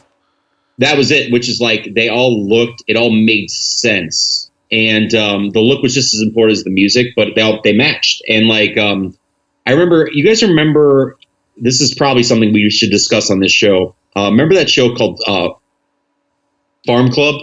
Oh, hell yeah. That's before his time. Yeah, I've talked about it before. I mean, that's like, dude, you should look up YouTube videos of Farm Club. It's fucking awesome. What was it on? Was it USA, I think, or something? USA. Yeah. Farm Club was a show for anyone who's listening and doesn't remember Farm Club or has never heard of Farm Club. The show was actually called farmclub.com. That was the name of the show, but it was a show that aired on TV. I think they just wanted to push the website because back in the day, it was very innovative for you to have a website in like the early 2000s, or I mean, it would be the late 90s. Websites were big deals. For some reason, it was called farmclub.com. But Farm Club was a show that had the best lead-in ever, which was it was on USA, and it followed Monday Night Raw. Yeah. And the ratings in the late 90s for Raw were like fucking monstrous. And when you have millions of people watching wrestling and then either ceasing to turn off the TV when wrestling ends, just out of like laziness, or that are 18 to 35-year-olds, which is wrestling's demographic, mostly male, looking to stay up and watch like a show as opposed to changing the channel and putting on fucking Jay Leno or something. Farm Club was perfect for them because it was basically just showcasing. It was a show that was almost like, best way to describe it was like, imagine Saturday Night Live without the comedy bits. All right. That's a great description. It's just the music. Like, the music. Yeah. The musical performances. Oh. Yeah. You know how you like when you watch an episode of SNL and it's like, ladies and gentlemen, welcome, whatever. Yeah, Radiohead. It's basically that. And then what happened was it was an hour-long show where they had maybe 2 acts a show. It was only an hour long. And they would usually have like, it would always be like cutting-edge, aggressive stuff, whether it's hip-hop or like DJ shit, definitely new metal. And there's an amazing video of Chimera on there. Really? It is the shit. That's awesome. It's so good. It was so weird because they would have so many bands that you would be like, I've never fucking heard of this band. And they all got fucking huge. Like Powerman was on it. And the good ones would get interviewed along with performing. Like Limp Bizkit was on it one time. And like they would get an interview segment because like everyone wanted to hear what Fred Durst and Wes Borland and all these guys had to say. Yeah. Korn was on it once, you know? But Powerman basically got their chance to go up there and wail, and like that was it. And like they kicked ass, and they had a studio audience that consisted of a bunch of people that were probably let in for free, and probably like they probably pre-recorded like 5 shows back to back. But they raged, and they got a chance to do like 1, maybe 2 songs, and these were great bands. Like it was executive produced by, you know, that guy Jimmy Iovine. No. All right, so Jimmy Iovine owns Interscope Records. Oh, okay. And he's also part of the owners of Death Row Interscope. And an example, like Trent Reznor has a branch of Interscope called Nothing Interscope. Like he does all the nail shit and Manson shit or whatever. So the dude is like a fucking filthy rich, cutting edge music producer. Sure. He also is part owner of this Beats, like with Dr. Dre. Fuck. So the dude is fucking beyond rich. Yeah. And he was the executive producer of the show. So since he's one of the most powerful men in music, he got good up and coming acts to be on the show. Like when Eminem was like breaking with the Slim Shady LP, Eminem was on it. On Farm Club? Yeah. So it wasn't just all metal? No, it was a wide range of stuff. It was like anything that an 18 to 35-year-old would be into, like aggressive wise. Yeah. So like there was a episode where like At the Drive-In was on it. Yep. Oh shit. They had the biggest deal in the world, which makes their show actually pseudo legendary. Was NWA did a reunion on it. Oh, okay. And because Jimmy Ioving's tight with all the NWA guys, including mainly Dr. Dre. Mm-hmm. Eazy was dead, and Snoop Dogg took Eazy-E's place. Interesting. I was just going to ask. Like he must have. I was going to say he must have been dead by then. So that was a huge deal, and like DJs were on it. Like there was that wave of like DJ culture in the late '90s, like bands like Crystal Method and stuff. I don't know about Fatboy Slim. Yeah, these are all bands and artists that would make sense that they were on it, but I'm sure you could look up like a list of all the bands that are on it. I remember the Crystal Method. Yeah, definitely. I've seen them live before. It's crazy. Oh, sick. If you're into like, if like the people that really like that band were the people that were into like taking drugs in that era. Hell like, yeah. It's just drug music, you know? Yeah. But when it comes down to it, Farm Club flew under the radar for about like almost like 2 years. And then finally it got canceled. But it was a rad fucking show. And it was just like, again, perfect time slot, perfect time for music where everyone's just into just discovering new music. As long as it was aggressive kind of. Was Mushroomhead on there? No, they weren't. And neither was Slipknot. I think that was like. It was just before all that, really. But like a lot of new metal bands were on it. Yeah. And, I remember seeing like Nickelback on there and Primus was on there, which was funny. Oh, fuck. Yeah. Yeah. So like it was an interesting show, and it was hosted by two people, which is the legendary Matt Pinfield. Matt Pinfield. You remember him? Do you remember him at all? No. Okay, so Matt MTV Pinfield VJ. was a legendary MTV VJ, bald dude, chubby dude. Sick. You probably know him if you saw him. Unbelievably smart. Mm-hmm. And he is a dude that's just like a music encyclopedia. Okay. Loves all things heavy. Loved like the grunge alternative era. Just like a smart dude. And he got picked up after MTV sort of switched gears and started doing like more reality programming. He went over to Farm Club and fucking killed it. And then the female host was Allie Landry, who was she was like a kind of an it girl in the late 90s. She was like on all the Dorito commercials. Okay. And she was engaged to Mario Lopez at one point, and Mario Lopez ended up cheating on her at the bachelor party. Whoa. And then she found out like they ended up not getting married. It was like a whole dog. thing. Keep the dog about it, but that happened. There's a good story about him on how did this get made, his cheating ways. Really? Yeah. That's so funny. Damn, that's crazy. Like, right now, I'm realizing that when I watch like all this fucking shit on Amazon or Netflix, they really have a documentary piece for like everything you can think of. Some idiot is going to make a Farm Club documentary in about 10 years for sure. Because I'm waiting for it. It's probably going to be me actually. But when it comes down to it, like there's, for every pseudo blip in history, there's a documentary for it. And it's just like a 2-hour documentary on fucking Pogs. Like, do we really need that? Yes. Yeah, we do actually. Funny, I just watched a documentary on Galaxy Quest earlier today, and it was awesome. Why was it called Farm Club? Why the name? There is a story behind that, and I don't know Farm Club? it. Yeah, what's the point of the name? I don't know if it was a farm or a club. I don't know. Weird. It was that. Maybe it was a farm. Like maybe it took place in. I don't know. It was some studio, but I mean, like I don't know. I'm sure there's got to be some story behind it, but. Yeah, so if you, it was awesome, man, watching wrestling on a Monday night and then going right into Farm Club and then going to sleep. It was great. That's killer. I can't believe Chimera was on there. That's awesome. The first Metal album Chimera too, had to be, and they played the song they played. I can't remember, but it was a different version of what came out on the album. Oh, that's cool. Yeah, yeah. And it has the original guitar player. What's his name? Matt Hager or whatever. Before he left. Before and then Rob? they got DeVries. Oh. No, Rob's in it. Yeah. Wasn't everyone in Chimera named Matt? Matt DeVries, that's... No, just the new guy that showed up. The what was the vocalist's name? What was that? The vocalist? Mark. Matt Hunter, right? Mark Hunter. Close enough. Is your name Matt or Mark? Yeah. You gotta be, yeah, you're in. Dude, I saw Chimera a bunch back then. What was their first record? Pass Out of Existence? Pass Out of Existence. Fucking love that album. That's pretty fucking intense shit, dude. Dude, they are fucking, like, after that, the record after that was insane, too. Like, they were just a really over the top with, like, they had a lot of hate in their fucking, heart. Yeah, man. They were a sick band, dude. Yeah, I know. I saw them live a bunch. Like, they would always open up for, like Slayer or whoever, like, anyone that would come through that was big. Yeah, they were a big deal. Oh yeah, yeah, and they were another one of those bands that traversed into like metal territory after a while. They got out of the new metal-y industrial metal. Yeah, they jumped ship out of that pretty quickly.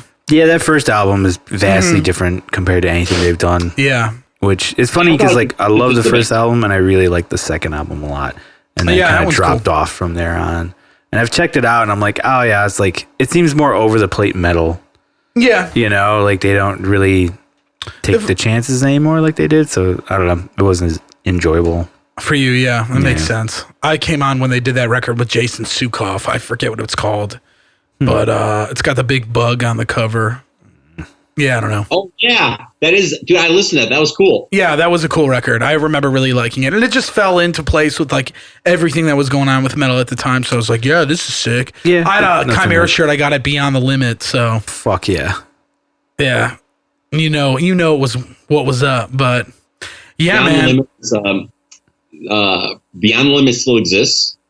Yeah, I'm pretty sure they're still there. It does, yeah. And then also there was a bar next to it called like I think they're finally closed. Yeah, they're gone. I remember that bar. My dad would always take me there when I was in junior high and high school. Like we'd go to Rolling Stones and we would go to Beyond the Limit and we'd park by that bar. My dad'd be like, "Look at these fucking alcoholics drinking at like noon on a Sunday." Oh yeah. That's definitely alcoholic land. Yeah, and it was very funny. But he's gonna listen to this. He'll get a ride out of it. He'll be like, "I remember that." And but yeah, man. Mushroomhead. Yeah, let's talk about that. So let me preamble this. Let's talk about the fact that we just talked about a Chimera from Cleveland, and then another Cleveland band is Mushroomhead. Yeah, right. Yeah, so I got to preamble this. So something in the water. I kind of fucked up by picking M3. I should have picked XX or XX, whatever you want to call it. So yeah, because that's what I meant to pick. Because that's. Yeah, no, I'm glad I picked M3 because I think it's definitely a good raw exposure to that band. But like, wow, okay, what a fucking band, dude! Like, what an album! Yeah, so M3 is the last. So essentially, from what I gathered with my research, Mushroomhead ran their own label and put out their own first 3 records themselves. Then they got picked up by a major label. I think it was Universal. And they released Double X, which was a compilation of songs spanning those previous 3 albums that were like just remixed and remastered. But it was initially all from those records. And the single was Solitaire Unraveling. And I remember seeing it on MTV2 Headbangers Ball and just being like, what the fuck is that? I thought it was so sick. You got that Phil Collins dude running in on the clean vocals and then the aggro guy. So it was like, what is this? I'm getting like some soul and I'm getting some. Right. It was just wild. I remember I was at a band practice and one of the guys was just like, you gotta check out this video. This is crazy because we were all into that type of music. And I just remember seeing the video and hearing it. I was like, this is awesome. Yeah. It's like heavy as fuck. And it was heavy. It's cool. Yeah. I do enjoy that the heavier vocalist. Like, if you threw that guy over some breakdowns in some band now, he'd be killing it. Yeah. You know? Yeah. Dude, and this record is just fucking weird. It's so weird. It's just weird. This is one album made me turn my head a lot. Yeah. Like, where I'm like, what the fuck is going on like, here? So I got into Mushroomhead when their first, like, essentially not Double X, but the album after it that had Sun Doesn't Rise Anymore and shit on it. That was like their original content for like Universal Records. It was their first major, like all, high budget studio recording. Right. It wasn't and I was like, this is heavy. And like in the back of my, everybody, I'm sure we'll get into it at some point in this conversation, but there's the Slipknot or Mushroomhead argument out in the world. Yeah, that was always a thing because of the fucking masks and the get up and shit. Yeah. But recently on tour in October, and kind of what pushed me towards picking this album was Marv from Macabre podcast alumni. Yes. He was talking up Mushroomhead a bunch, and I'm like, what? That band's lame as fuck. You know, like immediately writing them off. And he was like, dude, they kind of sound like Faith No More if you listen to some of their older shit. And I was like, no way, like bullshit. And then like at least 7 times on the album, I'm like, wow, this is like some Faith No More type of shit. They really just weird. touch on that little avant-garde-ish. Yeah. It's a very strange record. It goes in a lot of weird places and directions, but it goes actually. That's what works in its favor, and it also what works against it. Which is when you're catering to fans of music that are whatever you call late '90s, early 2000s nu metal fans. Mm-hmm. They didn't want to get dragged in a lot of different directions. Yeah. A lot of them actually. I was a fan of Faith No More during all that, and every time I would bring up Faith No More to anyone, they'd be like, "Who?" Yeah, because Faith No More at that point was even passé. So if you're dragging in a Peter Gabriel, Phil Collins, Genesis era influence, it's like, fucking forget it, man. Yeah. Meanwhile, their counterparts, the one band they're always going to get paired to is Slipknot, at least until they got their foot in the door after their first 2 records when they just assaulted people with just the heaviest shit possible. Mm-hmm. Then they were able to massage in all these older influences they wanted to, the lighter side of things. You could hear Corey Taylor like almost sounding in some songs like Billy Idol, which I'm sure he was a fan of, shit like that. But he couldn't sort of right off the bat with that. No way. And it seemed like Mushroomhead was too ambitious with it. Mushroomhead just was a band that probably shot themselves in the foot a lot. Case in point is everyone says a couple things, which is that Mushroomhead was a band that started before Slipknot. They actually technically started simultaneously. Yeah. On the mid-90s, all right? And back in the mid-90s, literally bands would go years and years without knowing each other existed because there was no internet like there is and way of finding about bands until literally you were put on MTV and like Headbangers Ball. Yeah. Otherwise, you can go years and years without knowing your bands existed, you know? Mm-hmm. That's why you have certain labels kind of having like nationalistic sort of signings where it's like, oh, it's not weird that Roadrunner signed at the same time like 5 bands from the New York area, like Brooklyn, New York area. Like Biohazard, Life of Agony, fucking whoever the fuck, Typo Negative. Mm-hmm. It's all because that's where their presence was. Okay, so it's just like it was hard to find a band from Cleveland. You know what I'm saying? Mm-hmm. Like there's something had to fucking give. There had to be a showcase, whatever, that whole thing. Yeah. So, but it was the same thing with Slipknot coming from Iowa. So it was like they were in the same boat. I'm arguing though that the two didn't know each other existed. Yeah. There's early footage of Mushroomhead online playing a show in like '95. And there's one of Slipknot playing a show in '95. And one thing I will say is this, which is call them being on the same playing field. Slipknot had their shit more together than Mushroomhead. Yeah. It looks like Slipknot had the same agenda mentally that they end up having once they got big. And it looked like it's just that they didn't have the money to like visually create it. Yeah.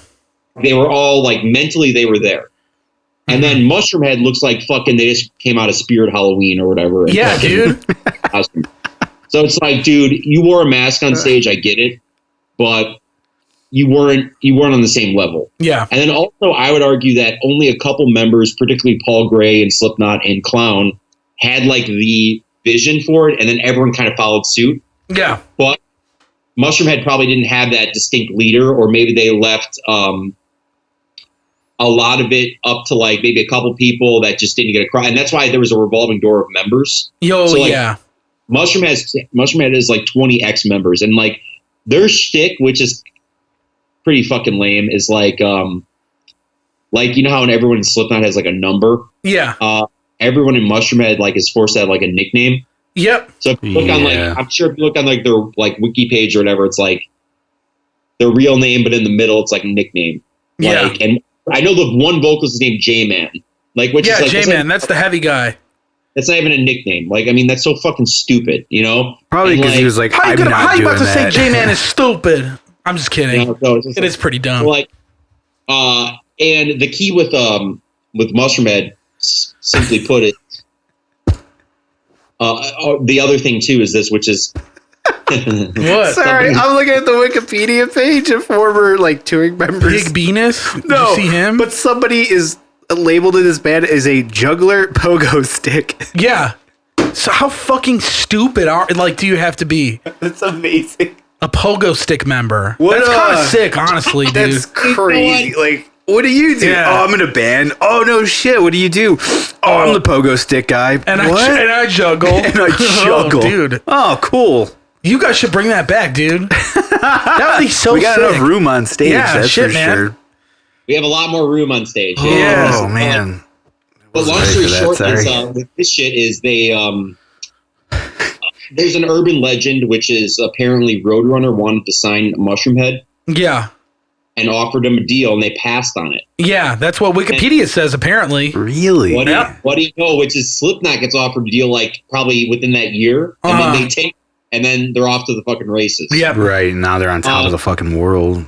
Yeah. So if you're any band in that era and you get offered a deal from Roadrunner, I don't care how shitty it is, you probably should have signed it. Yep. So if that's true, I feel sorry for Mushroomhead. Even though I'm sure they ended up getting a better deal at Universal, but time was not on their side then because Slipknot already came out. And we had a very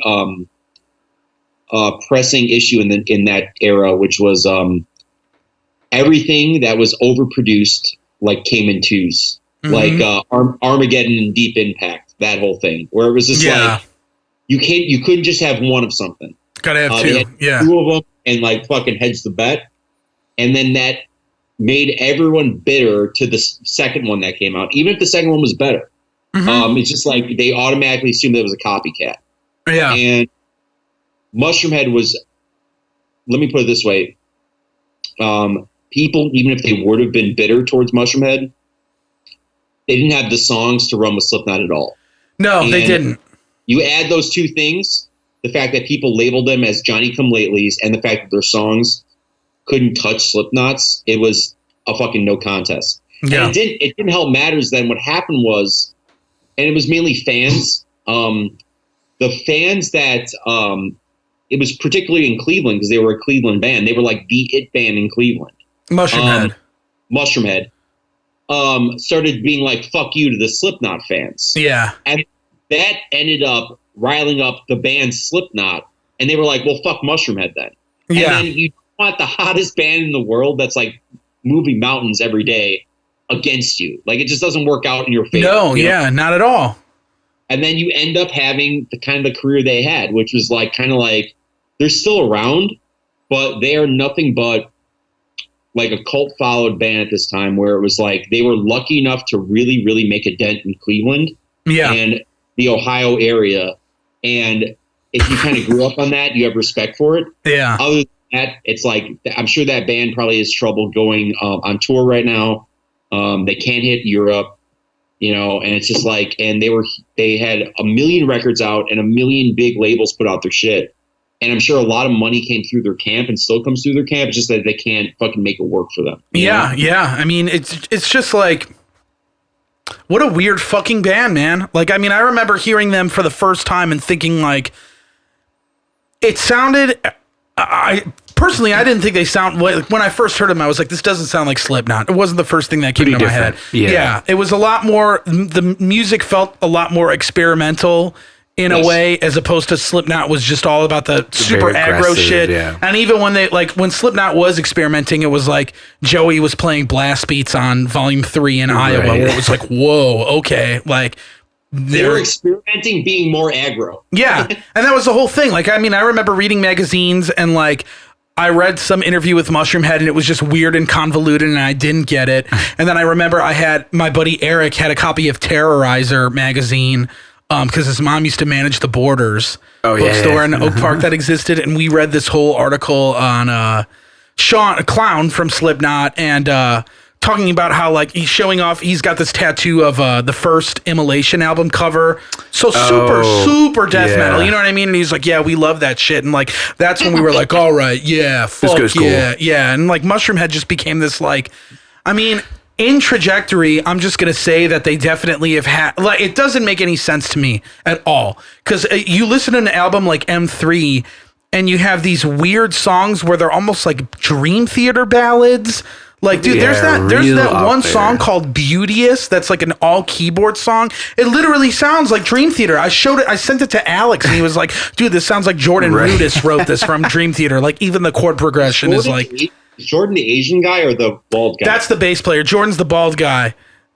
Yeah. Yeah. I watched I fell in love, man, with I've seen Dream Theater live before. I don't like them. I've seen them live like 4 times. I don't know how I ended up. I'm not a fan either, really, but that's the problem with me is like these bands I don't like, I keep seeing live over and over again for whatever reason. Well, Dream Theater are a bunch of fucking nerds too. You know, like they look like nerds.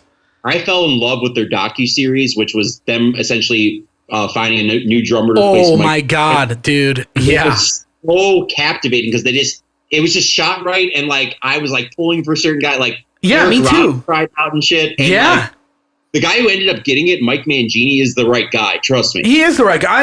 I agree. He's the right guy. But he was when they were interviewing Mangini, he was like, I'm literally every time I'm playing concentrating on every note and hitting it to the fullest degree. And it's like, is it even worth being in the band then? Like, it sounds like it's a lot of fucking work. Yeah, dude. Like, this is insane. Like, they think that their band is like the hottest shit ever, and I'm just like, you guys had like 2 songs. Yeah, dude.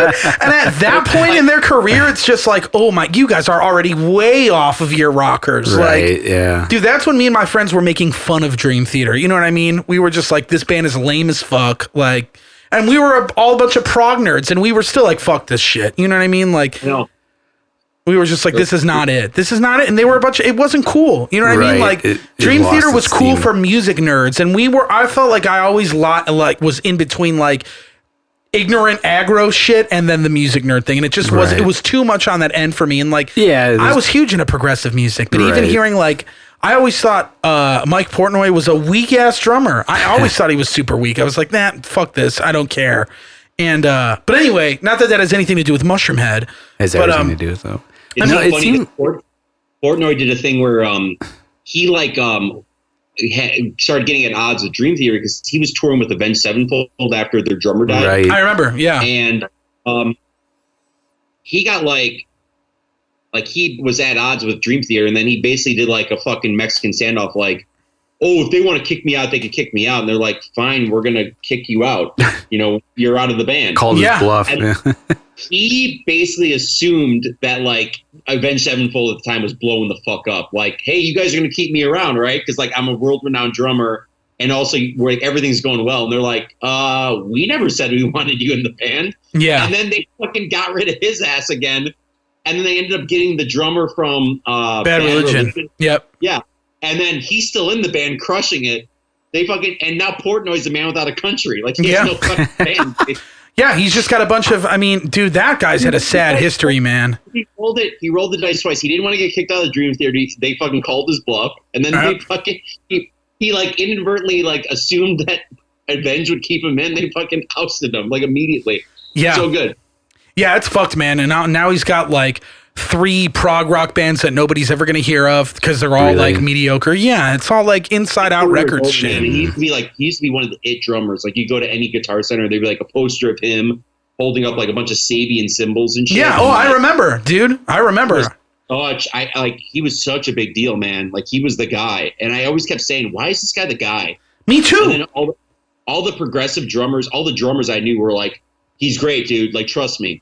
And then it was always like him and like I don't really like Tool, but Danny Carey. They were always, and it's like, I get that, and like, he's still a big fucking deal. Yeah, Danny Carey smokes his ass.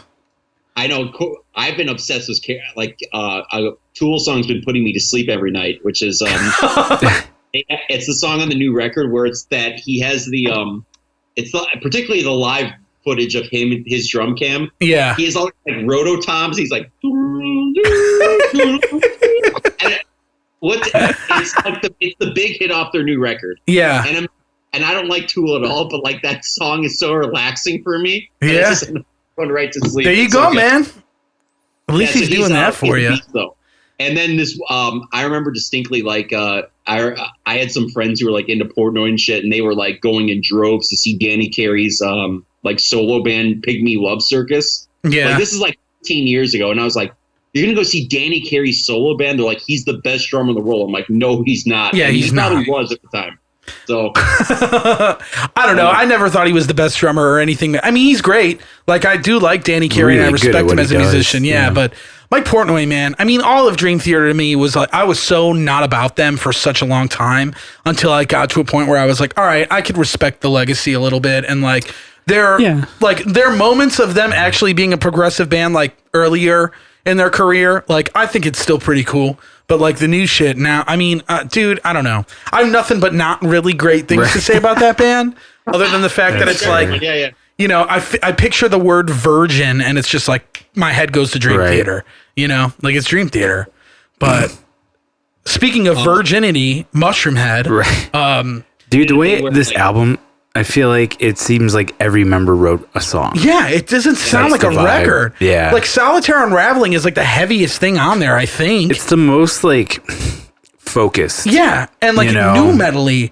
Yeah, and like I don't know what the idea was behind it, but it felt like they were like, we need to write like a single, you know, and they're like, we need to have a part like this and a part like that, and we got to utilize this guy for this and utilize that guy for that. And they brought it all together for that song, which like still I do enjoy that song. After hearing it, I was like, that was a fun, enjoyable song. I still like it. It's funny. But as the record progresses, it's weird because then it's like everybody gets their shot, and it's like what's that phrase? Like the sum is greater than all the parts or whatever. Yeah, it's like that where it's like.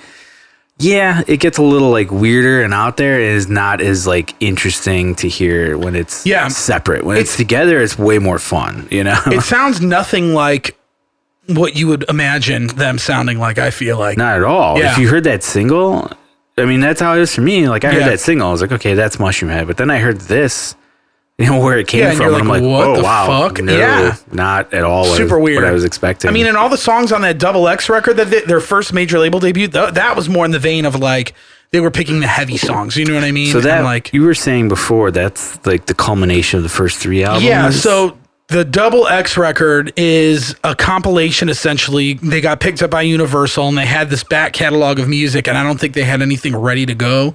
So they just picked like the best songs from the three, and remixed and remastered them, I believe, and then put them out as their first, you know, major label debut. And I should have picked that because there was a lot more, but I was like not paying attention enough when I shot out the gate with M3. But I'm glad that I did pick this album because it's so fucking weird. It's more interesting to talk about, probably. Yeah, I mean, I remember like hearing the Seal cover that they did on the following record when they covered. Have you ever heard that where they covered "Crazy"? And I'm trying to remember it, but I know they covered Seal, yes. Yeah. Great fucking song. Great song. Not a good cover. I remember like seeing the music video though distinctly for Solitaire Unraveling. And I was just like, whoa, it starts off with this like heavy riff, weird ass dude on vocals. And then all of a sudden you get this Phil Collins juggalo looking motherfucker coming in with the, you know, the cleans. And I'm just like, vibrato, yeah. And I'm like, whoa, what is this guy? Yeah. But it like fit together at the time. And I was like, this. And I thought like, I was convinced. I was like, this is going to be it. Like, this is going to be another huge band. Like, I thought they were going to be it. And then like, they ended up going down this path of like, looking and sounding like they were just a bunch of employees straight out of Spencer's Gifts, you know? At the mall. Didn't we talk about that? Where it was like dude, they walked into Spencer's with $40 each, and they're like, "Got my shit, let's go." And it's just like now they do this weird like. It almost feels like a Nightmare Before Christmas type vibe type guys, where it's just like we're gonna go with all these weird themes and shit like that. And the music, they've had like. At one point, I was reading they had 3 vocalists because J-Man quit. J-Man quit after the. I was looking at the timeline. I can't remember now. He quit after the not the Double X album, but the record after it. Yeah, he was on that, and the then longest standing member was that vocalist. Yeah, Jerry Nothing, who was the Phil Collins looking guy with a big ass nose. He finally jumped ship. It seems like. Yeah, so it was 13. Okay, so 13 was the record, was the next record of their major label debut after Double X. And then they got this other guy, and Jeffrey Nothing or Jeremy Nothing. Jeffrey Nothing was still in the band, and then they had this other guy screaming. I don't know his name, but he was on the following record, which I still bought because I was in high school. I was like a freshman in high school. I was like, I'll check it out, and I remember noticing. I'm like, okay, they're definitely like not really sticking to the super heavy shit anymore, and it's this weird like alternative rock. They probably got rid of like guitar players and stuff like that too, right? Yeah, I don't know. I have no fucking clue. And it's just gotten to this point where I was like, I hate this. And like, it's just, I started to see like this weird, it was just like, they were like this weird redneck band that was just like, is this really, it was just like, what? And like Slipknot was so huge at the time. It was like laughable looking at a band like, it was almost like you felt sorry for Mushroomhead. I mean, and they did the thing where when you're in a case where, first of all, there's no way you could wear masks and jumpsuits, which they did, and not be lumped in with Slipknot and have 9 members or whatever. Like, it's just too many coincidences. Right. And I remember, like, you couldn't. A friend of mine, like in high school, like we were talking about how, like, I literally remember the moment that like jumpsuits started meaning something different, which was like, you know, they were always associated with like prison and stuff, but like my friend and his friend went to like a show at the Metro, and like his friend was wearing an orange jumpsuit, like just because it was like all the rage or whatever. And then there was a local band from Chicago, which people probably listen to this podcast probably remember, called the Cupcakes, which is actually a pretty cool name. And one of the dudes was wearing an orange jumpsuit while playing.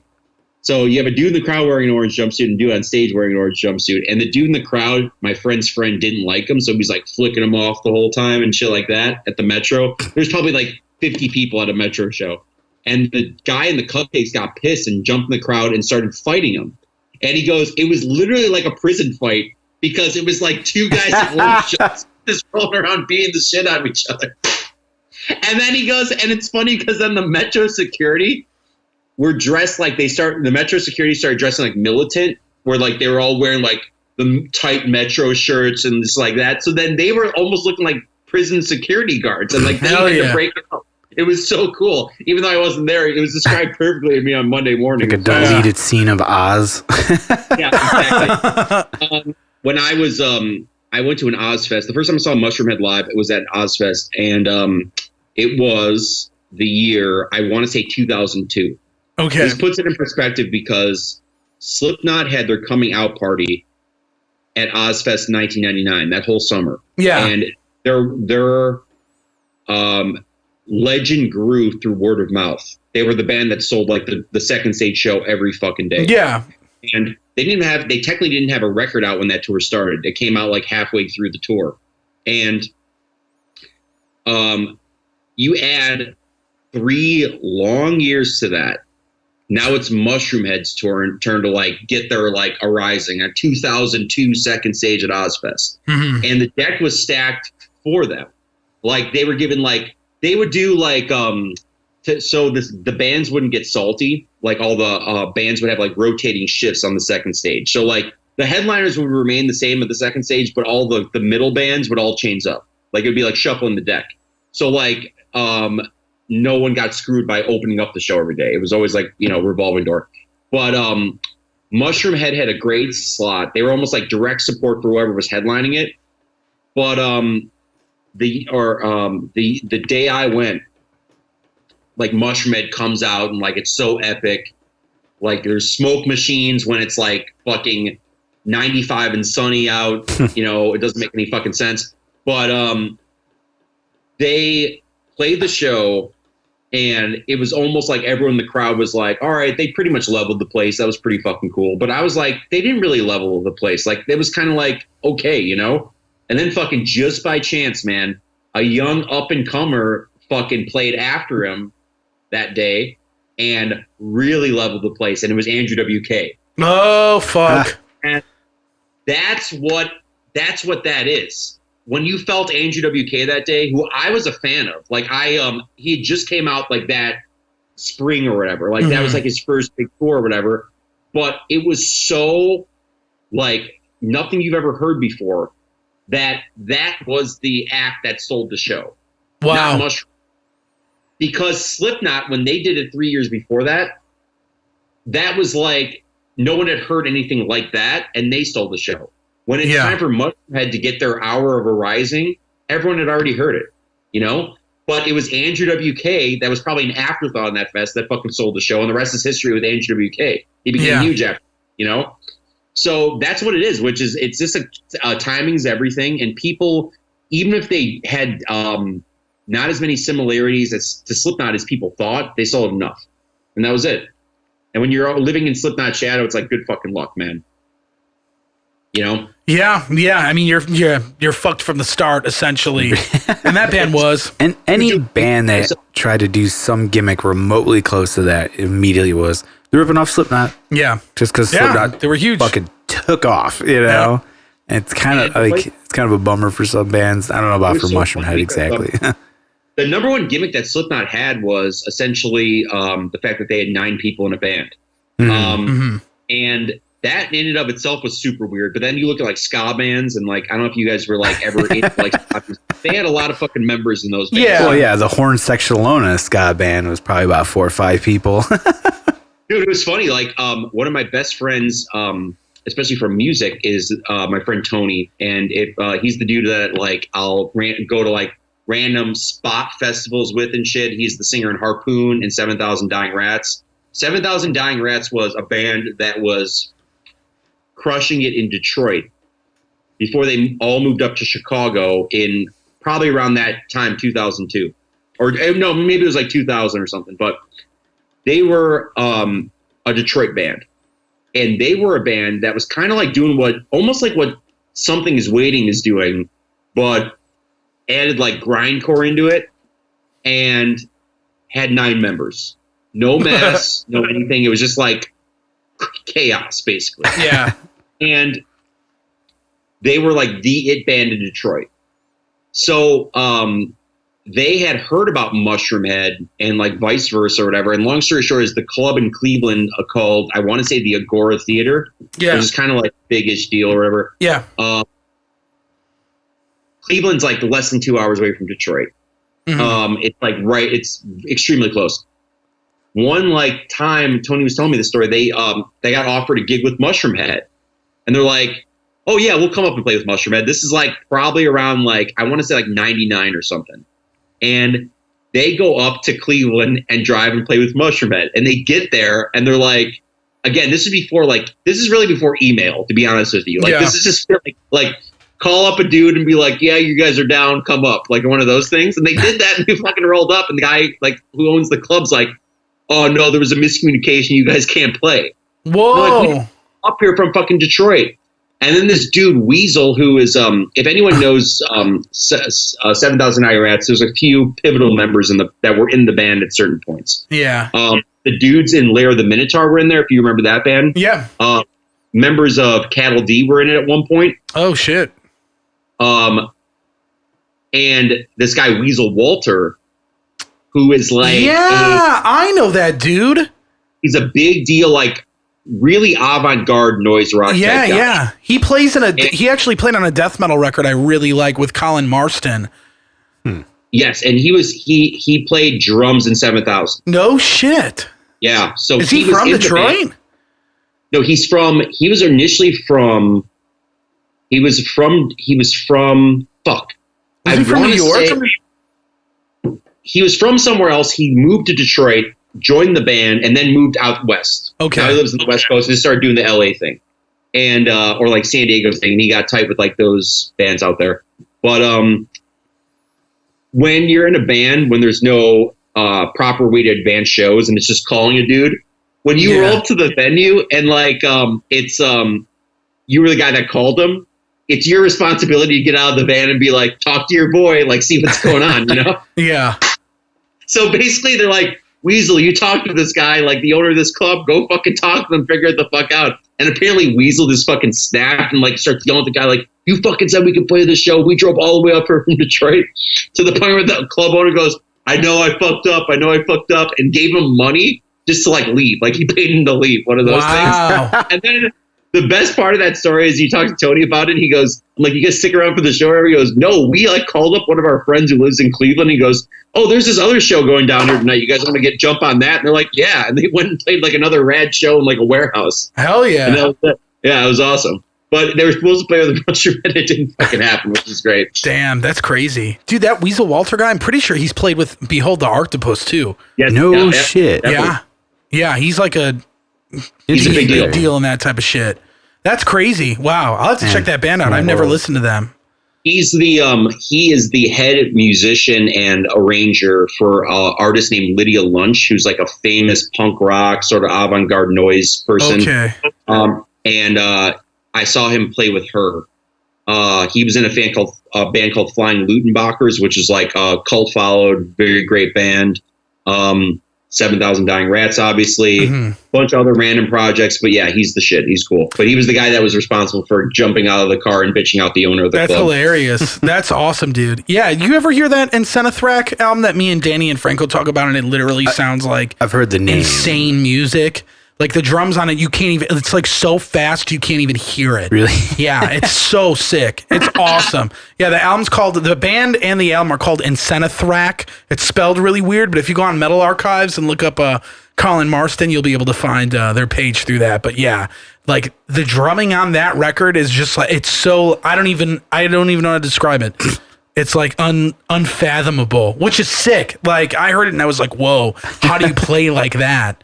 Any videos or no? Nope. Yeah, it was like an anonymous thing. Like when it came out, it just dropped. Yeah, and it was just like, yeah, people figured it out. Like a couple of the dudes in the band, but like, yeah, it's insane. It's fucking wild. Yeah, it's cool. That's crazy. Yeah, imagine if that dude played a show with Mushroomhead. I can't figure it out. Also, you ever hear that? It happened too, which was Mushroomhead was hedging their bets and being like, we could only be a 7,000 Dying Rats was another 9-piece band. Yeah. So like they're like, we're the only 9-piece band that could exist to our fans. You know what I'm saying? Like, and that was probably what happened. They fucking put the club owner over a barrel or some shit. I'm sure. Did you ever hear of that band, Sleepy Time Gorilla Museum? You ever hear of them? Yeah, they had a lot of people too, right? Yeah. Yeah, they had a lot of people and another weird, wacky ass sound. It wasn't really nu metal ever, and like I don't think it was part of that era, but they did some weird experimental Faith No More type of stuff. Yep. I had a couple friends who were big fans of them, and they would always play. They would come through like the old Bottom Lounge a lot, and I think the new one too. They hit that once or twice, but yeah, like when it comes down to it, like I'm cool with the bands that have a lot of members. It's just like you got to make sure that they're utilized properly and they're doing it right. Like one thing that never really clicked for me in Mushroomhead was their keyboards and DJ person, because you could tell that they were fans of like horror soundtracks. Yeah, like a thing where it's like hey, listen to that theme from Halloween. But like I know Sid from fucking Slipknot was a guy that was like a fan of like jungle DJs and all this like insane shit, and that comes across from Slipknot. Yeah. So I'll take a guy who's like the guy that's an actual fucking DJ that would drive up to Chicago to see people fucking DJ in fucking warehouses than some dude who just liked the Halloween soundtrack. Like absolutely. Band. I mean, you had like stupid. What's the point? And then it's funny because in Solitaire Unraveling, coincidentally, it sounds like the fucking Halloween theme. Yeah, it's the like beginning little cheesy part. Yeah. There's some other older. You don't think that song's sick at all, though? No, I love that song. It's just a matter of like it could have been. What happens is it's a sick song, but when you have a band that gets fucking lightning in a bottle, the great bands will take that and like make whatever that lightning is fucking shine like a lighthouse. Yeah, you know what I'm saying? And Mushroomhead took it and they probably made it even a little bit worse than what it was. Like there's like everyone needs their little part in the song, and like because we can't make anyone feel like shit. But Slipknot has taken like cool-ish ideas that kind of could be sick and blown it up to the point where it's just like they use their talent and they massage it a certain way and they put it through the ringer, and then people know to hang back and make this about other people or rise up and step forward. I guarantee there are many songs I can think of in Slipknot where Sid doesn't even have like a DJ part. He's just like chilling. And he's like, I'll just run around on stage because it doesn't fucking fit. Yeah. And it seems like every time with Mushroomhead, when I'm listening to their fucking records, it's like, oh, there's the part where so-and-so needed to be on it. Because he needed to hit his fucking like water drum or whatever it was. Yeah. You know what I'm saying? Yeah. Fucking like, so that's the difference. And then that's where you separate good bands from fucking great bands. And Slipknot's probably even above a great band at this point. Yeah, I mean, if you compare Solitaire Unraveling to like People Equal Shit, it's like no contest, dude. Like, come on, man. You can name, like, I can name fucking 30 Slipknot songs on the top of my head that crush Solitaire Unraveling. Yeah, of course. Easily, yeah. Solitaire Unraveling, but like 30 is a lot of fucking songs. Yeah. Like, that's insane. Like, that's an insane number. But like, if you hear Psychosocial, way better than Solitaire Unraveling. You know what I'm saying? True. Or even like their new shit, Unsainted or whatever. Like, that's a way better put together song than Solitaire Unraveling. You know what I'm saying? It's just true. I don't like it as much, but I like Solitaire Unraveling a lot because I think that we have a tendency as fans of music to say there's like a one-hit sort of wonder-ish band like Mushroomhead. Like, that song is now illuminated because that's their big hit. Yeah. As opposed to like if that song was like one of Slipknot's songs, just as it is, like we wouldn't be talking much about that song. Probably not. No. Because but we're talking about it because that song is synonymous with Mushroomhead. True. Yeah. You know, like their song, and it is a great song for them. And it's just but like even when we talk about those other songs, like the songs, those fucking 5 jammers on Tonight the Stars of the Revolt are better than Solitaire Unraveling, probably. I mean, like, or they're, you know, it's just like definitely the hits where it's like Worlds Collide. It's like not even fucking close. Like that's like way better, you know. Absolutely. Okay. Yeah. I'm not working on Mush. Like they're a rad band, you know. Like I don't have a grievance with them, and it's commendable that they're still doing it, but they're still doing it with like a bastardized lineup where it's like completely one original member. It's like why even fucking do it? You know? I think they look like such an idiot. They have 2 vocalists, and J-Man is one of them again. He's back. Yeah. From my Jeffrey Nothing Wikipedia left. research. Yeah. Dude, you know what's going to happen, which is they're going to do like they're like a year away. Whenever this turns around and they can start doing big tours again, where some promoters are going to get together and plan like an aggressive new metal tour, where it's like all the over the top bands like Mushroomhead and fucking maybe Chimera or something. They're going to put like a House of Blues tour together, and it's going to be fucking crazy. And these bands are going to be responsible for going on stage and playing as much time as it takes for them to set up. So it's like 20-minute changeovers, and you have a 25-minute set, and that's all we need from you. And it's like, what's the fucking point? And that's like you said something along those lines, which is kind of what a lot of bands are doing, which is these tours like that Animals as Leaders tour that was addressed earlier, that's hitting Aragon Ballroom. They're probably doing halfsies with the stage. So it's like they're splitting it down the middle, and there's going to be a drum kit set up on one side and a drum kit on the other. And that's probably why they're trying to do it at Aragon. You know what I'm saying? So they can have a 5-band tour, 6-band tour, whatever the fuck that is. Yep. And they don't need to cut sets, and they can just let it fucking roll. And then while one band, when Animals Leader is crushing it, the other fucking band is getting their gear struck or whatever. Yeah, it's crazy. So it's not a ball bust with the changeovers. You know? Yeah, definitely. That would be I was going to go to that show too, where I was planning on going. Maybe I will when it comes back. Yeah, whenever that comes through again. But yeah, man, like I would say this Mushroomhead album is probably my least favorite of the 3, and it was my own pick. But it was a weird one. It was an interesting one, you know, like it was just weird. There's just so many moments on that album that I just wasn't ready for or expecting. And it wasn't necessarily a bad or a good thing, you know? It was just very unexpected in general. It's definitely not an album I would ever listen to regularly. Although I kind of want to put Solitaire Unraveling, just save that one song. I do enjoy it still. There's a really good song on the Double X record called Bwomp. Yes, and that was another one I do remember liking it. I don't know. That song's so bad. Is it? I don't. Shitty. I would be surprised. But you're saying it's so bad, it's good. Yeah, essentially, like the keyboard player does like these orchestra hits where it sounds like an NBA intro song, and it's just got this like pump up, and then like it kicks in with this really bad rap that J-Man does, and it's just like, wow, this sounds like Trailer Parks. I do remember that being, because that's an easy song to remember the name of because it's so weird, Womp. But I do remember being like, oh, I like this song. But that was back whenever the fuck that came out. Long time ago. So we might have to check that out before So after the new metal bubble broke, there was that one band that tried to keep the 9-piece go. There was Brujeria, but not them. Remember that band called Black? What were they called? Give me 1 second. I don't even know what the fuck they were called. It was Black 13 Riot Extravaganza. Yeah, that's what they were called. Whoa, I don't remember. I never even heard of them. Their gimmick was if you there was like early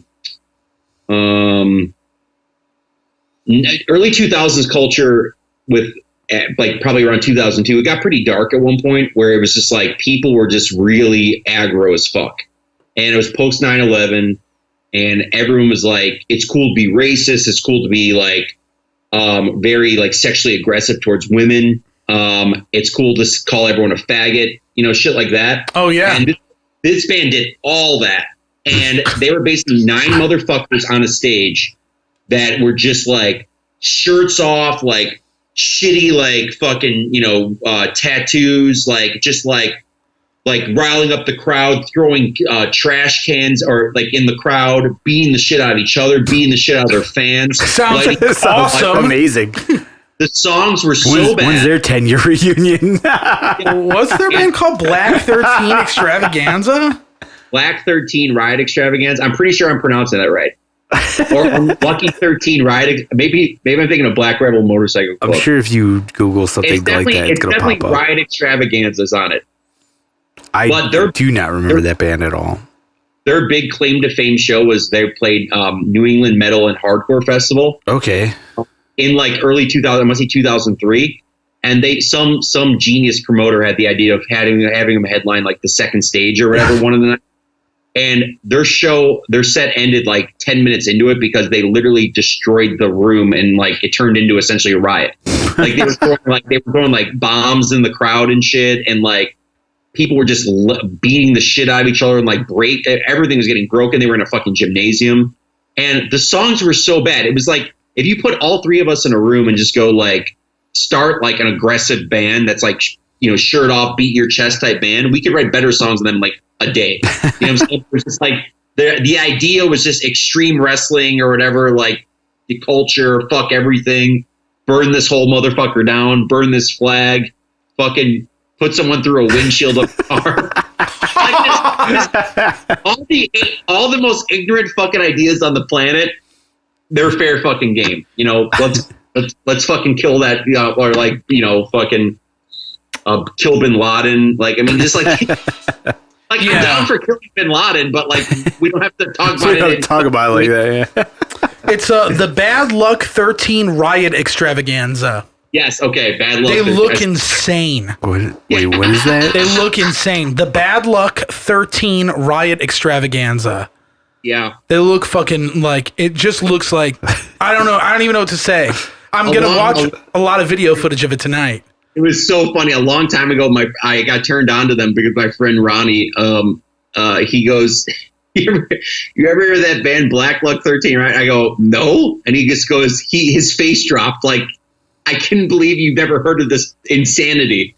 And then he was at that show, that New England Metal and Hardcore Festival. And like, he goes, apparently, like, they were headlining the second stage, and the mainstream headliner that night was like Fear Factory, and like on like an actual stage, not in a gym.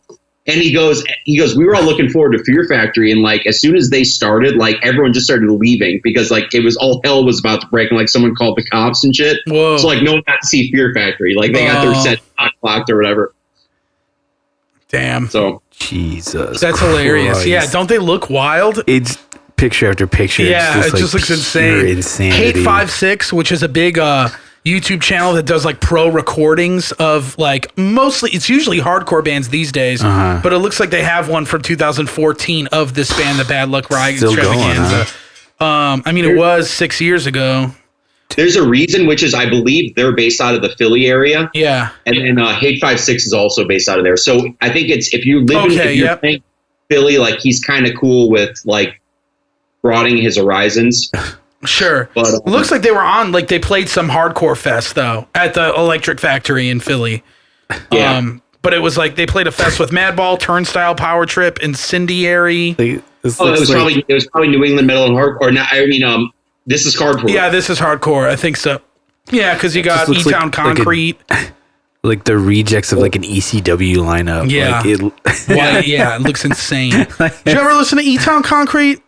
Yeah. They just they played Cobra not too long ago, I think. They had that one song called Mandibles, man. Yeah. Remember? Yeah, I know Mandibles. Yeah. So they were cool. And my friend's from E-Town. He's from fucking Kentucky. Oh, hell yeah, dude. So E-Town, baby. It's called Elizabethtown, yeah. Yep. Yeah, I know. I like their merch a lot. Sometimes I listen to that band. I'm like, I can't decide if I really think this is awesome or it's just way too fucking whack for me. But I booked a show with for a band at Ultra Lounge a million years ago, and they were called Glass Block Factory. And I was like, maybe they're kind of doing like an E-Town Concrete type deal. No, they were a bunch of like Polish dudes who they didn't know how to name their band, and they all worked at the Glass Block Factory. The Glass Block Factory. This is what we call band. They work at a Glass Block Factory, and they named it after their work. That's sick. It was so funny. Like we all work at the Glass Block Factory. Just call the band that. Why not? And it was so good. There was like 5 dudes in the band, and I gave them like 10 drink tickets or whatever. Yeah, and they were pounding like Miller Lights the whole night. Hell yeah. And then I went to the owner after the show. He goes, yeah, no one used their drink tickets. I go, what do you mean? And then I'm like, he goes, buying drinks. I go, I gave them all drink tickets simultaneously. I explained what they were. I'm like, use these to buy your drinks. They didn't understand the concept of a drink ticket. That's hilarious, dude. Holy shit. It was over their heads, so they just bought Miller Lights. It's not a glass That's so block. funny. They don't know. Were they like straight up super hardcore Polacks? Like Hell yeah. And Polish dudes that worked at the Glass Block Factory that didn't understand much English. What kind of music was it?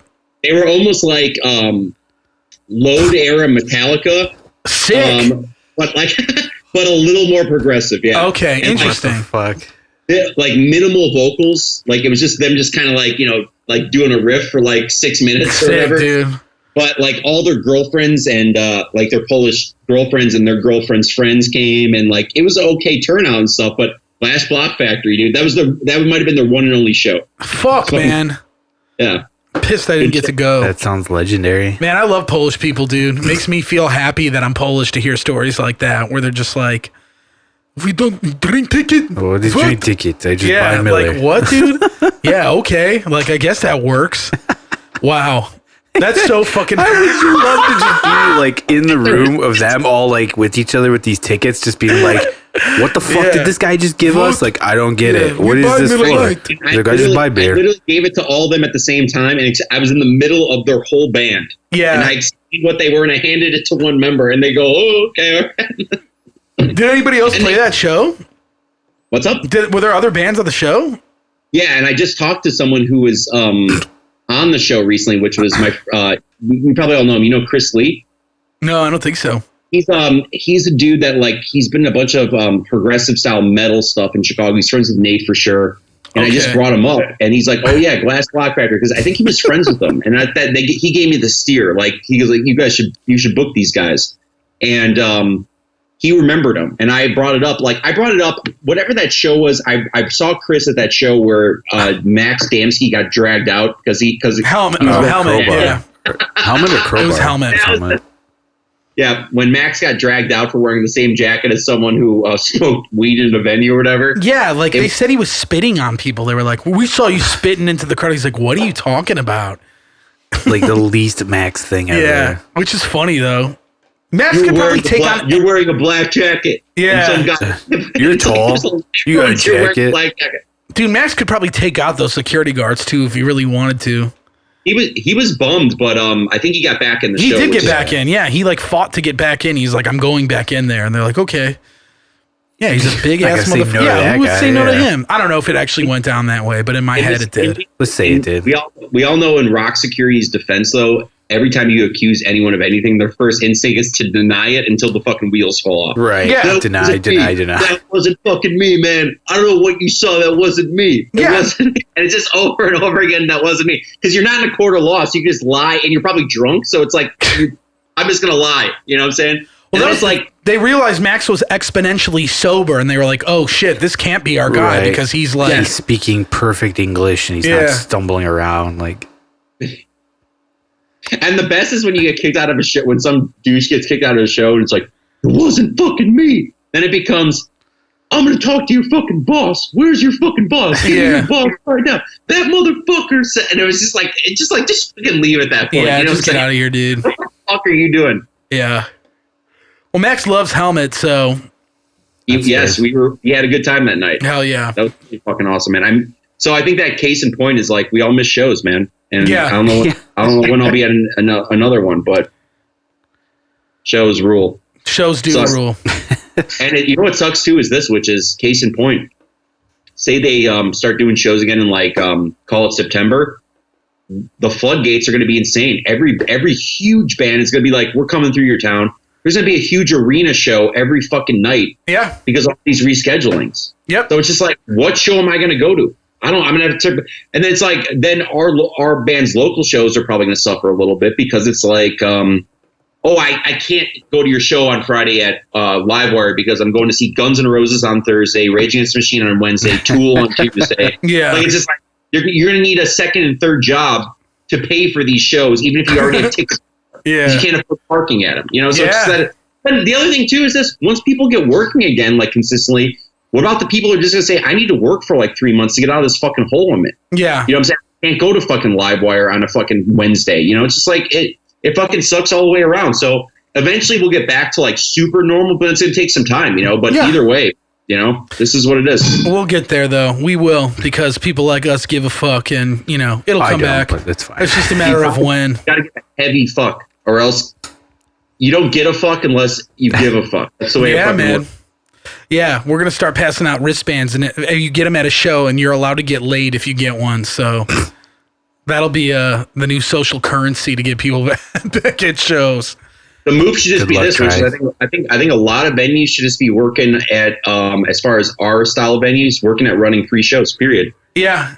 Once it gets open again, like the first couple months, like it should be like.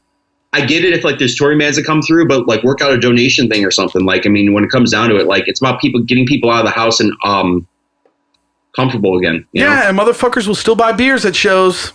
You know that. No matter. Yeah. That's always gonna fly. And it'll never be out of style. Yeah. If there's a show. Good beers go well with music. Yeah, they do, especially ignorant metal music. Sometimes they go too well with music to the point where it's more about the beer than the music. Yeah, that's always weird. But always a fun time, I guess, if you're one who partakes. But yeah, fuck yeah. Well, cool. Shall we call it? Call it? Yeah, it's getting late. All right. Anything you want to plug, Gobo?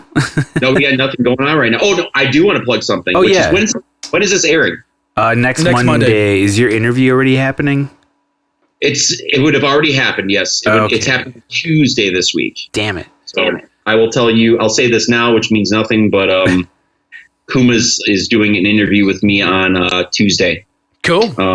And it will be on their Instagram live stream, and also the Something Is Waiting band's Instagram live stream simultaneously. Is there a time? Yeah, it's 6 p.m. Hell yeah, I'll be there. Cool. Yeah, I'll be watching. I think I'm fielding some questions too, so this is just for you guys. I mean, I think Bill doesn't. If you need to ask you a question, Jason, you could do that through the Instagram question feed too. Okay, cool. I'll ask a lot. But that'll be fun. I'm looking forward to that, and that's just it, man. Like until then, I'm just riding this shit till the wheels fall off. I'm interested in seeing you guys' podcast going forward, all this other shit. Yep. I'm rewatching shows, writing. We'll take it from there. You know what I'm saying? Fuck yeah, hell yeah. What do you guys got to plug? Man, I wish I had something to plug. I feel like I did, and I'm just not thinking about it. But you guys are just doing shows every week, which is fucking rad. Yeah, we're doing this, so that's cool. We'll still be doing this. We're writing a lot of new music. That's cool. But you probably won't hear it for 10 years. Right. So, in the meantime, you can check out Roman Ring's latest release. Yeah, we still got our record on Bandcamp. It's not going away. It's also on all streaming. Sites, yeah, it's on. You could buy it on Amazon now. So whoa, really? If you like buying if you like buying your music on Amazon, it's there. Jeff Bezos, he needs it. Yeah, but yeah, I mean, honestly, not much else other than I got nothing really. The The best was like we're writing shit too. Something is waiting, and like Gabe is like the like end all be all controller of like when we can get into the studio again. Like he's like the dad of the band basically. And then he was in a case where he initially ballparked it as like early 2021, like that whole thing, and then we had like a couple really good like jams and getting shit together or whatever. And he's like, I'm like a couple of practices away from okaying us going to the studio in like September. And I'm just like, wow, we carved out like 4 months there. Yeah. For a couple of practices. And that's really all you need. But the bottom line is this, which is like case in point.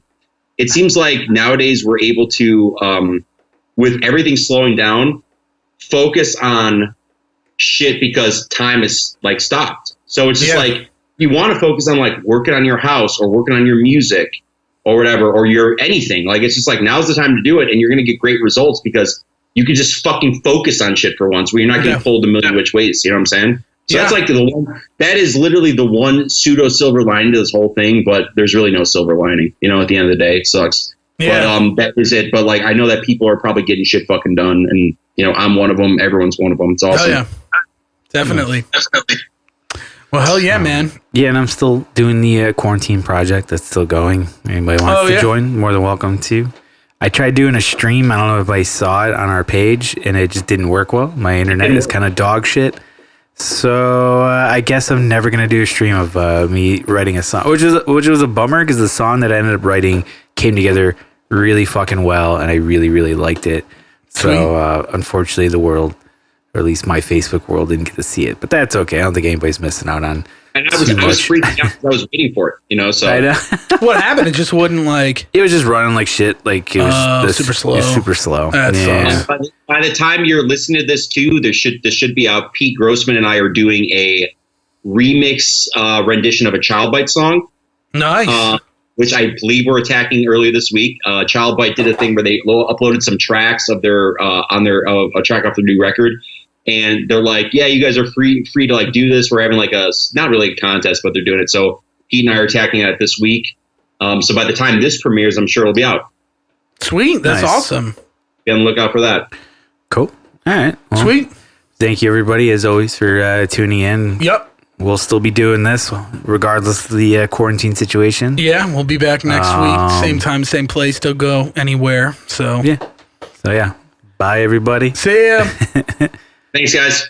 Hey, Gobo, before you go, for the sake of timing on the video, can you clap for me 4 times?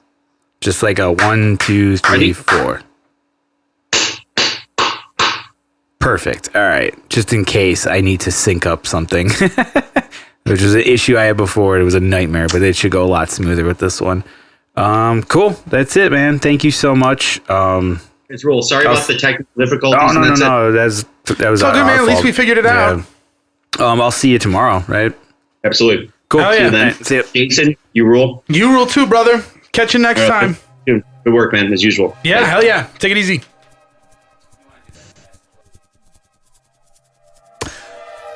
Hi, everybody. Thanks for listening to this episode of Nothing's for No One, new metal number 3.